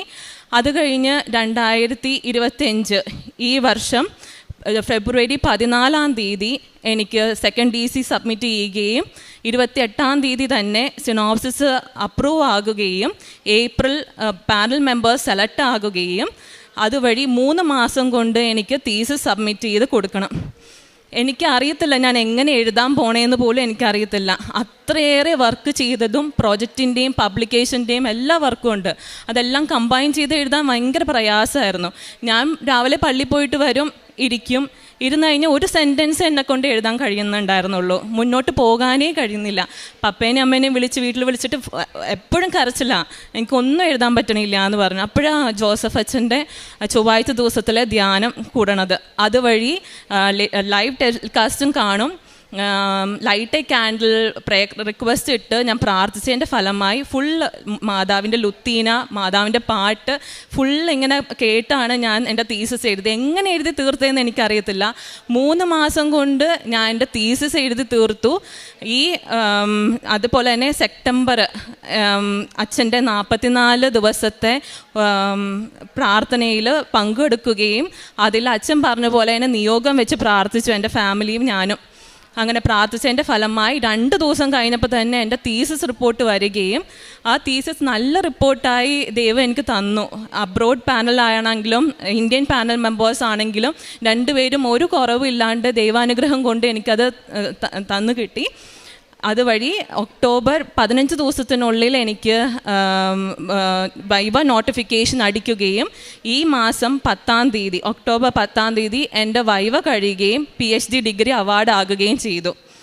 ദൈവത്തിനും മാതാവിനും 1000 നന്ദിയുണ്ട്. ഞാനല്ല എൻ്റെ തീസിസ് എഴുതിയത്, അതെനിക്ക് നല്ല ഉറപ്പുണ്ട്. കാരണം എൻ്റെ ജൂനിയേഴ്സ് പറയും, രാവിലെ എഴുന്നേറ്റ് നോക്കിയാലും ആ ലൈറ്റ് അങ്ങനെയുണ്ട്, രാത്രി നോക്കിയാലും ആ ലൈറ്റ് അങ്ങനെ തന്നെയുണ്ട്. ഹോസ്റ്റൽ മുറിയിൽ കയറുന്ന എല്ലാവരും പറയണത് കേൾക്കും, ഫുള്ള് രാപ്പകൽ അധ്വാനിച്ചിരുന്ന് എഴുതണം. പക്ഷേ ഞാനൊന്നും എഴുതണില്ല, എനിക്കറിയത്തില്ല ഞാൻ എങ്ങനെ എഴുതിയെന്ന്. അത് ദൈവം തന്ന അനുഗ്രഹം മാത്രമാണ്. ഞാൻ എൻ്റെ കസിൻസിനോടും റിലേറ്റീവ്സിനൊക്കെ വിളിച്ച് ഞാൻ പറയും, പ്രാർത്ഥിക്കണം, മാതാവിൻ്റെ അടുത്ത് പോവുകയാണെങ്കിൽ ഒന്ന് പ്രാർത്ഥിക്കണം എന്നൊക്കെ പറഞ്ഞിട്ട്. അങ്ങനെ ദൈവം തന്ന അനുഗ്രഹം മാത്രമാണ് എനിക്കിത്. ഇതാണ് മാതാവും യേശുവും എന്നെ കൊണ്ട് എഴുതിപ്പിച്ച തീസിസ്. എനിക്കറിയത്തില്ല ഇത്രയും പേജസ് ഞാൻ എങ്ങനെ എഴുതി തീർത്തതെന്ന്. മാതാവിനും ഈശോയ്ക്കും 1000 നന്ദി. ഇതെൻ്റെ മോൻ ഫാബിയോ. ഇവന് കിട്ടിയ ഒരു രോഗാവസ്ഥയിൽ നിന്നുള്ള ഒരു സൗഖ്യത്തിൻ്റെ സാക്ഷ്യമായിട്ടാണ് ഞാനിവിടെ വന്നിരിക്കുന്നത്. ഞാൻ ആദ്യമായി ഇവിടെ വന്ന് ഉടമ്പടി എടുത്തത് 29/11/2022 ഞാൻ എൻ്റെ ഫാമിലിയോടുകൂടി ഞങ്ങൾ ഇറ്റലിയിലെ റോമിലാണ് താമസിച്ചിരുന്നത്. എൻ്റെ മോന് 2022 4 വയസ്സായ സമയത്ത് 4 വയസ്സായ കുഞ്ഞുങ്ങൾ സംസാരിക്കുന്നത് പോലെ സംസാരിക്കുകയോ മറ്റുള്ള കുഞ്ഞുങ്ങളുമായിട്ട് മിങ്കിൾ ചെയ്യുകയോ ഇവൻ്റെ പേര് വിളിക്കുമ്പോൾ തിരിഞ്ഞു നോക്കുകയോ ഒന്നും ചെയ്യില്ലായിരുന്നു. ആദ്യമൊന്നും എനിക്കിത് വലിയ കാര്യമായിട്ട് ഫീൽ ചെയ്തില്ല. കാരണം ആ സമയത്ത് കോവിഡിൻ്റെ പ്രശ്നങ്ങളുള്ളത് കാരണം ഞാൻ വളരെ കുറച്ച് സമയത്തേക്കാണ് ജോലിക്ക് പോയിരുന്നത്. ആ സമയത്ത് ഇവനെ നോക്കുവാനായിട്ട് സ്റ്റുഡൻസ് ആയിട്ടുള്ള കുഞ്ഞുങ്ങൾ ആരെങ്കിലുമൊക്കെ ആയിരിക്കും വരിക. ആ സമയത്ത് ഇവൻ ഏത് സമയത്തും മൊബൈലിലായിരുന്നു, അല്ലെങ്കിൽ കാർട്ടൂൺ കണ്ടുകൊണ്ടാണ് ഇരുന്നിരുന്നത്. അപ്പോൾ ഞാൻ നോർമലായിട്ട് വിചാരിച്ചു അതുകൊണ്ടൊക്കെ ആയിരിക്കും എന്നാണ്. പിന്നീട് ഇവന് ഒരു 4 വയസ്സാകുന്ന സമയത്ത് ഞാൻ ഡോക്ടറെ കൺസൾട്ട് ചെയ്തപ്പോൾ ഇവൻ്റെ പീഡിയാട്രീഷ്യൻ പറഞ്ഞു ഇവനെ ഒരു അസസ്മെൻറ്റിന് വേണ്ടിയിട്ട് ഒരു ഹോസ്പിറ്റലിലേക്ക് ഞങ്ങളെ വിടുകയും അസസ്മെൻറ്റ് കഴിയുന്ന സമയത്ത് അവരെന്നോട് പറഞ്ഞത് നിങ്ങളുടെ സ്വന്തം നാട്ടിൽ തന്നെ പോയി ഇവനെ ഒരു തെറാപ്പി എടുക്കുന്നതായിരിക്കും നല്ലത്. കാരണം ഇവന് ലാംഗ്വേജ് കൺഫ്യൂഷൻ വളരെയധികമുണ്ട്. ഇവൻ മിങ്കിൾ ചെയ്യുന്നതാണെങ്കിലും ചിലപ്പോൾ ഇവിടെ ഇറ്റാലിയൻ ആയിട്ടുള്ള കുഞ്ഞുങ്ങളുടെ കൂടെയാണ് സ്കൂളിലും ഡേ കെയറിലും ഒക്കെ പൊയ്ക്കൊണ്ടിരിക്കുന്നത്. അപ്പോൾ അതൊരു പ്രശ്നമായിരിക്കാം എന്ന് പറഞ്ഞു. അപ്പോഴും എനിക്ക് ഒന്നും തോന്നിയില്ല. വളരെ ഒരു പനി വന്നാൽ ഒരു കുഞ്ഞിനെ ട്രീറ്റ് ചെയ്യുന്ന രീതിയിലാണ് ഞാനത് മുഴുവൻ കേട്ടത്. ഒരു വിഷമം എനിക്ക് ഫീൽ ചെയ്തില്ല. ഞാൻ അതിനുശേഷം എനിക്കൊരു മൂത്ത മകളുണ്ട്. മകളെയും ഇവനെയുമായിട്ട് ഞാൻ നാട്ടിലേക്ക് വരികയും എൻ്റെ ഹസ്ബൻഡ് അവിടെ ജോലി ചെയ്യുകയും ചെയ്യുമായിരുന്നു. നാട്ടിൽ വന്നതിന് ശേഷം ഞാൻ മെഡിക്കൽ കോളേജ് കോട്ടയത്ത് ഇവനെ വീണ്ടും ഒരു അസസ്മെൻറ്റിന് കൊണ്ടുപോയി. അവിടെ ചെന്ന് അസസ്മെൻറ്റ് എടുത്ത സമയത്താണ് എനിക്ക് മനസ്സിലായത് ഇവൻ്റെ അവസ്ഥ എന്താണെന്നും അതിൻ്റെ രൂക്ഷാവസ്ഥ എന്താണെന്നും എനിക്ക് മനസ്സിലായത്. കാരണം എനിക്കൊരു ആങ്ങളെയാണുള്ളത്. ആൾക്കിപ്പോൾ 44 വയസ്സാവുന്നു. ആൾ ഒരു ഓട്ടിസ്റ്റിക്കാണ്. എൻ്റെ മകനും അതേ അവസ്ഥയാണെന്നുള്ളത് ഞാൻ അവിടെ വെച്ചാണ് റിയലൈസ് ചെയ്തത്. അതിനുശേഷം വളരെ വിഷമത്തോടു കൂടിയാണ് തിരിച്ച് വീട്ടിലേക്ക് വന്നത്. ആ സമയത്ത് അതായത് ഞാൻ ഇറ്റലിയിൽ നിന്ന് ഇവിടേക്ക് വരുന്നതിന് മുമ്പ് തന്നെ എൻ്റെ പാരൻസ് പറഞ്ഞിരുന്നു ഇവിടെ കൃപാസനം എന്നൊരു പള്ളിയുണ്ട്, അവിടെ പോയി ഇവന് വേണ്ടി പ്രാർത്ഥിച്ചാൽ മതിയെന്ന്. പക്ഷേ ഞാൻ ചേർത്തലയിൽ തിരുനെല്ലൂരായിരുന്നെങ്കിലും എൻ്റെ കല്യാണശേഷം അധികം ഞാനിവിടെ നിന്നിട്ടില്ലാത്തത് കൊണ്ടും എനിക്ക് ഈ പള്ളിയെ പറ്റിയോ ഇവിടുത്തെ മാതാവിനെ പറ്റിയോ ഒന്നും എനിക്കറിയില്ലായിരുന്നു. ആദ്യം ഇതെൻ്റെ പപ്പ എന്നോട് പറഞ്ഞപ്പോൾ ഞാൻ പറഞ്ഞത് ഞാൻ ജീവിക്കുന്നത് റോമിൻ്റെ നടുക്കാണ്. ഒരു 20 മിനിറ്റ് യാത്ര മാത്രമേ ഉള്ളൂ എനിക്ക് വത്തിക്കാനിലേക്ക് പോകാനായിട്ട്. ഇവിടെ ഇല്ലാത്തൊരു മാതാവിൻ്റെ എന്ത് പ്രത്യേകതയാണ് അവിടെ ഉള്ളത്? ഇവിടെ മാതാവുണ്ടല്ലോ എന്നാണ് എന്നോട് പറഞ്ഞത്. എന്നിട്ട് ഞാനത് കാര്യമാക്കിയില്ല. യൂട്യൂബിൽ കയറി എന്നാൽ കൃപാസന മാതാവിനെ പറ്റി ഒന്നും ഞാൻ സെർച്ച് ചെയ്തില്ല. ആ ഒരു സമയത്ത് എനിക്കതൊന്നും എൻ്റെ മൈൻഡിലില്ലായിരുന്നു. ഞാൻ തിരിച്ചിവനെയും കൊണ്ട് വീട്ടിൽ വന്നതിന് ശേഷം ഇവന് ആ സമയത്ത് തന്നെ നമ്മുടെ വീടിനടുത്ത് തന്നെ ഒരു തെറാപ്പി സെൻറ്ററിൽ ഇവനെ കൊണ്ടുപോകുന്നുണ്ടായിരുന്നു. അവിടെ കൊണ്ടുപോയി ഞാൻ തെറാപ്പി സ്റ്റാർട്ട് ചെയ്ത സമയത്ത് അവരെന്നോട് പറഞ്ഞു ഇവൻ മൈൽഡ് ഓട്ടിസ്റ്റിക്കാണ്, കുഞ്ഞിനെ നന്നായി കെയർ ചെയ്യണം. അപ്പം ജനറ്റിക് ആയിട്ടുള്ള ഇതാണെന്നുണ്ടെങ്കിൽ, കാരണം എൻ്റെ ബ്രദർ ഓട്ടിസ്റ്റിക്കാണ്, അപ്പോൾ ഇത് 95% ഇതിൽ വലിയ മാറ്റങ്ങളൊന്നും വരാൻ ചാൻസ് ഇല്ല. ഇവൻ മിംഗ്ലിംഗ് ഒക്കെ നമ്മൾ വളരെ മൈന്യൂട്ടായിട്ടുള്ള കാര്യങ്ങൾ വരെ ഇവനെ ശ്രദ്ധിക്കണം എന്ന് പറഞ്ഞു. അതായത് 4 വയസ്സുള്ളൊരു കുഞ്ഞ് പറയുന്ന പോലത്തെ ഒരു കാര്യങ്ങളും ഇവൻ പറയില്ലായിരുന്നു.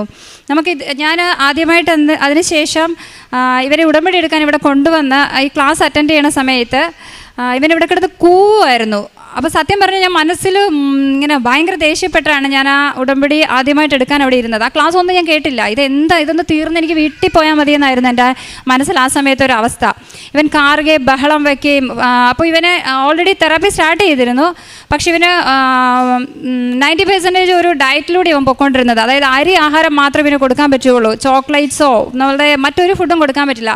ഇപ്പം നോർമലായിട്ട് നിങ്ങൾക്ക് അറിയാൻ പറ്റുമായിരിക്കും, ഇതുപോലൊരു സ്ഥാപനം ഇവിടെ വരുമ്പോൾ കുഞ്ഞിന് ഒരു ജ്യൂസോ എന്തെങ്കിലും ചോദിച്ചു കഴിഞ്ഞാൽ ഒന്നും മേടിച്ചു കൊടുക്കാൻ പറ്റില്ല. മറ്റുള്ള കുഞ്ഞുങ്ങളൊരു ബിസ്ക്കറ്റ് കഴിച്ചാൽ പോലെ എൻ്റെ കുട്ടിക്ക് അത് കൊടുക്കാൻ പറ്റില്ല.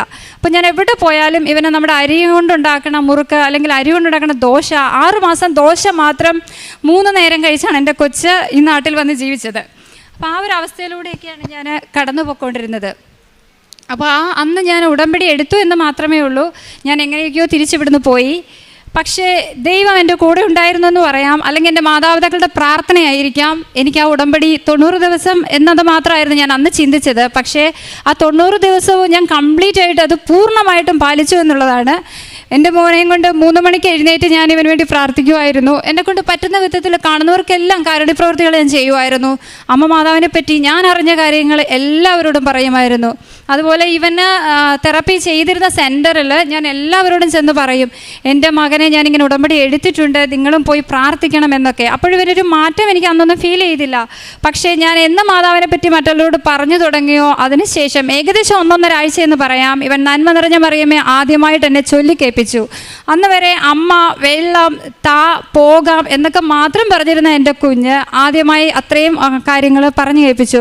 അതിനുശേഷം ശാലൻ ടി വിയിൽ കുർബാന വെച്ച് കൊടുക്കുമായിരുന്നു. അപ്പോൾ കുർബാനയ്ക്ക് അവിടെ പോയി നിന്ന് കൂടും. അങ്ങനെ അത്യാവശ്യം മാതാവിൻ്റെ കാര്യങ്ങളൊക്കെ അവന് മനസ്സിലാവാൻ തുടങ്ങി. കൃപാസന മാതാവ് എന്തോ ഒരു പ്രത്യേകത ഉള്ളതാണെന്ന് ഫീൽ ചെയ്യാൻ തുടങ്ങി. എവിടെ പോകുമ്പോഴും ഞാൻ തൈലം തേച്ച് കൊടുക്കുമായിരുന്നു, അതുപോലെ തേൻ കൊടുക്കുമായിരുന്നു. ഒരു ദിവസം പോലും ഞാൻ അതിന് മുടക്കം വരുത്തിയിട്ടില്ല. അങ്ങനെയാണ് അവനെ ഞാൻ തെറാപ്പിക്ക് കൊണ്ടുപോയിക്കൊണ്ടിരുന്നത്. അങ്ങനെ 8 മാസം തെറാപ്പിക്ക് പോയി.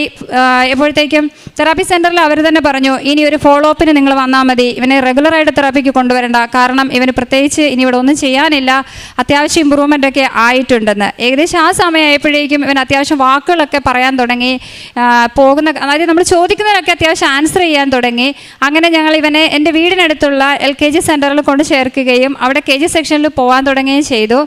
അങ്ങനെ സ്കൂളിൽ പോയ സമയത്ത് ആദ്യമൊന്നും ഇവൻ ആരോടും മിങ്കിൾ ചെയ്യില്ലായിരുന്നു, ഒറ്റയ്ക്ക് ഇരുന്നായിരുന്നു കളിച്ചുകൊണ്ടിരുന്നത്. പതിയെ അവനൊരു കൂട്ടുകാരനായി, പിന്നെ കൂട്ടുകാരായി. പിന്നെ അങ്ങനെ സ്കൂളിൽ അവൻ്റെ ടീച്ചർ വിദ്യ എന്നാണ് ടീച്ചറിൻ്റെ പേര്. ഈ സമയത്ത് ടീച്ചർക്ക് ഒത്തിരി നന്ദി പറയുന്നു, കാരണം ടീച്ചറിനെ അവൻ വിദ്യ അമ്മ എന്ന് തന്നെയാണ് വിളിക്കുന്നത്. അവൻ്റെ ട്യൂഷൻ ടീച്ചറും ഇപ്പോഴും ആ ടീച്ചർ തന്നെയാണ്. ഒരുപാട് പുള്ളിക്കാരി ഹെൽപ്പ് ചെയ്തിട്ടുണ്ട് ഇവനെ.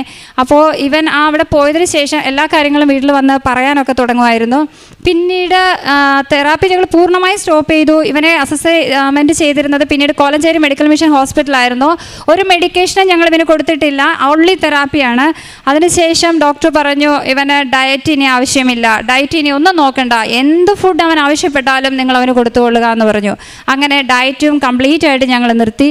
അതിനുശേഷം ഇവനെ ഞങ്ങൾ 1ാം ക്ലാസ്സിലേക്ക് ചേർത്തു. അപ്പോൾ എനിക്ക് ഭയങ്കര ടെൻഷനായിരുന്നു.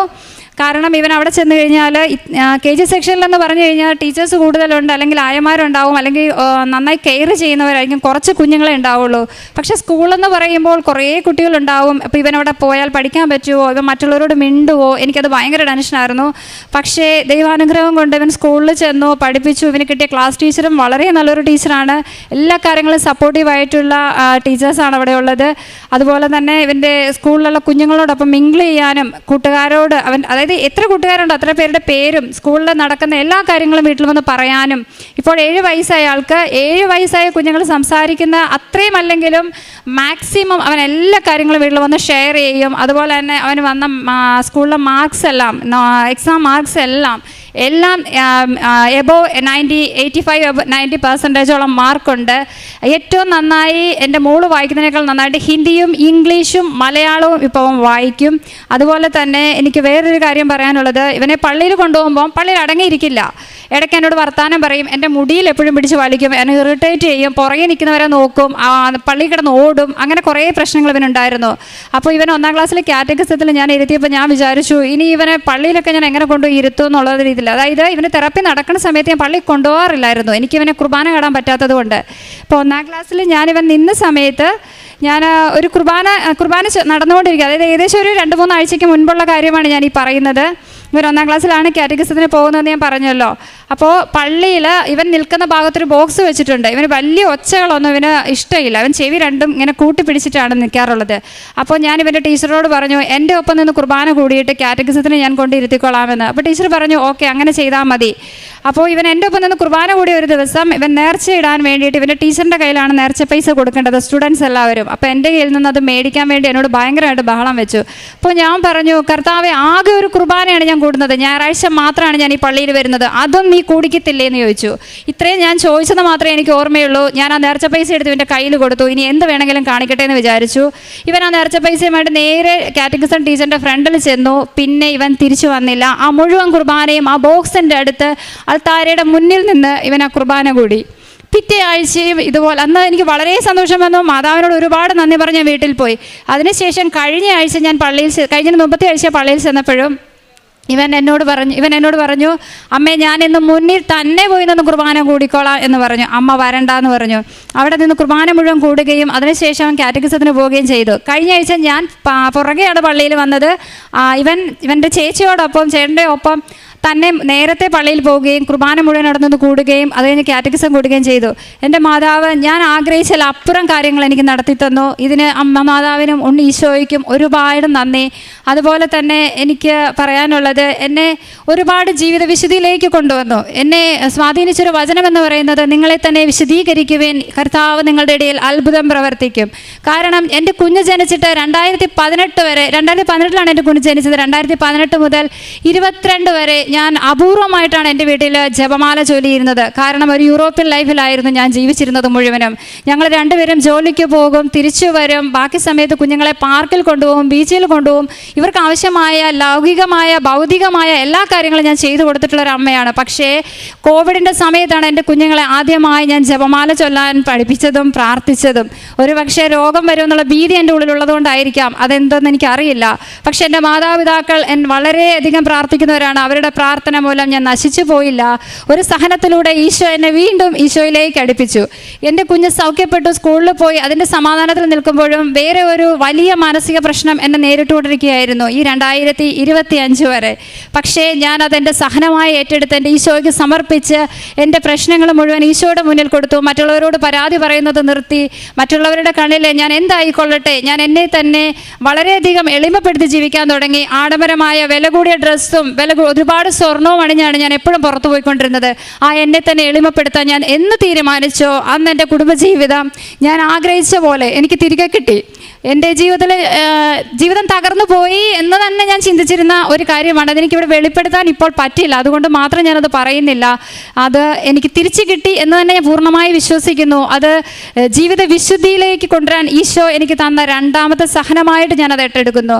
ഇന്നലെ ധ്യാനം കൂടിയപ്പോൾ അച്ഛൻ പറഞ്ഞു, ഓരോ ദിവസത്തിനും അതതിൻ്റെ ക്ലേശം മതി. ഇനിയും ക്ലേശങ്ങളുണ്ടാവും, പക്ഷെ ഞാൻ പതറില്ല. എൻ്റെ ഈശോയുടെയും മാതാവിൻ്റെയും മകളായി എൻ്റെ മക്കളെ മരണം വരെ വിശുദ്ധിയിൽ വളർത്താനായിട്ട് എന്നെ അമ്മ മാതാവ് സഹായിക്കട്ടെ എന്ന് മാത്രമാണ് ഞാൻ പ്രാർത്ഥിക്കുന്നത്.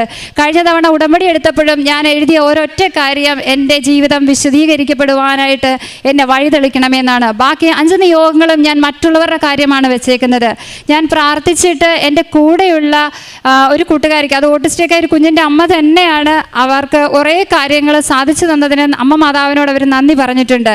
അതുപോലെ തന്നെ മറ്റുള്ളവർക്ക് വേണ്ടി പ്രാർത്ഥിക്കാനായിട്ട് എനിക്ക് ഒരുപാട് സന്തോഷമുള്ള കാര്യമാണ്. അവർക്ക് വേണ്ടി പ്രാർത്ഥിക്കുകയും മറ്റുള്ളവർക്ക് വേണ്ടി ഒരു ദിവസം അല്ലെങ്കിൽ ഒരു സമയം, ഏതെങ്കിലും ഒരു സമയത്ത് മറ്റുള്ളവർക്ക് വേണ്ടി ഏതെങ്കിലും കാര്യത്തിന് വേണ്ടി സ്പെൻഡ് ചെയ്യാനും എനിക്ക് മടിയില്ല. അതിനൊക്കെ എൻ്റെ മാതാവ് ഒരുക്കി തന്നതിന് ഈ നിമിഷം ഞാൻ അമ്മയ്ക്ക് നന്ദി പറയുന്നു. ഞാൻ ചെയ്തിരുന്ന കാരുണ്യ പ്രവൃത്തികളെന്ന് പറയുന്നത് മെൻ്റലി ഇതായിട്ട് മേലാത്ത കുഞ്ഞുങ്ങൾക്ക് വേണ്ടിയിട്ടും അതുപോലെ തന്നെ ആരോരും ഇല്ലാത്ത അനാഥാലയത്തിൽ കഴിയുന്നവർക്ക് വേണ്ടിയിട്ടും ഫുഡ് കൊണ്ട് കൊടുക്കുകയും അവരോടൊപ്പം ഇരുന്ന് ഫുഡ് കഴിക്കുകയും അവരുടെ കാര്യങ്ങൾ ഷെയർ ചെയ്യുകയും അല്ലെങ്കിൽ അവർക്ക് ആവശ്യം എന്താണെന്നറിഞ്ഞ് അവരെ സഹായിക്കുകയും ഞാൻ ചെയ്യാറുണ്ട്. അതുപോലെ തന്നെ ഞാൻ വഴിയിൽ കാണുന്ന ആരാണെങ്കിലും എൻ്റെ കയ്യിൽ എത്ര രൂപയുണ്ടോ എന്നൊന്നും ഞാൻ നോക്കില്ല, എന്നെക്കൊണ്ട് പറ്റുന്ന വിധത്തിൽ ഞാൻ അവരെ ഹെൽപ്പ് ചെയ്യാറുണ്ട്. അതുപോലെ തന്നെ പ്രായമായ ആരെ കണ്ടാലും എനിക്ക് എൻ്റെ പപ്പയാണ് ഓർമ്മ വരാറുള്ളത്. അതുകൊണ്ട് ഞാൻ എന്നെക്കൊണ്ട് പറ്റുന്ന രീതിയിൽ, ചിലപ്പോൾ വലിയ പൈസയൊന്നും കയ്യിൽ കാണില്ല എങ്കിലും ഞാൻ അവരെ ഹെൽപ്പ് ചെയ്യാറുണ്ട്. അതാണ്. പിന്നീട് പത്രം ഞാൻ കൊടുക്കുന്നത് വലിച്ചുവാരി ആർക്കും കൊടുത്ത് ആരുടെ അടിച്ചേൽപ്പിക്കാറില്ല. എന്നെക്കൊണ്ട് പറ്റുന്ന വിധത്തിൽ ആൾക്കത് വേണം എന്നെനിക്ക് ഉറപ്പ് വന്നാൽ മാത്രമേ ഞാൻ അവരുടെ കയ്യിൽ കൊടുക്കുകയുള്ളൂ. ഞാൻ വിഷമിക്കുന്നൊരു കാര്യമല്ല, അത് ആവശ്യമുള്ളവരുടെ കയ്യിലേക്കാണ് കൊടുക്കേണ്ടത് എന്ന കാര്യത്തിലേക്ക് മാത്രമാണ് ഞാൻ ശ്രദ്ധ വയ്ക്കാറുള്ളത്. അതുപോലെ തന്നെ എൻ്റെ വിശുദ്ധ വസ്തുക്കളുടെ ഉപയോഗം, എൻ്റെ മക്കൾ സ്കൂളിൽ പോകുമ്പോൾ തൈലം നെറ്റിയിൽ തൂക്കാതെയും തേൻ കഴിക്കാതെയും ഈ നിമിഷം വരെയും ഒരു സ്കൂളിൽ പോയിട്ടില്ല. കൃപാസനത്തിൻ്റെ പത്രം അവരുടെ ബാഗുകളിൽ വെച്ചിട്ടുണ്ട്. കൃപാസനത്തിൻ്റെ മാതാവിൻ്റെ സ്റ്റിക്കർ അവിടെ ബാഗുകളിൽ ഒട്ടിച്ചിട്ടുണ്ട്. അതുപോലെ തന്നെ എൻ്റെ മോൻ റെഡിയായതിനു ശേഷം എത്ര സമയമുണ്ടെങ്കിലും അവൻ പറയുന്നത്, അമ്മ ആദ്യം കുരിശ് വരയ്ക്കുക. കാരണം അവൻ്റെ സ്കൂൾ വണ്ടി വന്നു കഴിഞ്ഞാൽ അവന് പോകാൻ പെട്ടെന്ന് അവൻ ഓടിപ്പോകും. അപ്പോൾ എന്നോട് പറയും, ചേച്ചി കഴിച്ചുകൊണ്ടിരിക്കുകയാണ്, വെയിറ്റ് ചെയ്യാൻ പറഞ്ഞാലും പറയും, അവൾ പിന്നെ പ്രാർത്ഥിച്ചോട്ടെ, എന്നെ അമ്മ കുരിശ് വരപ്പിക്കുക എന്ന് പറയും.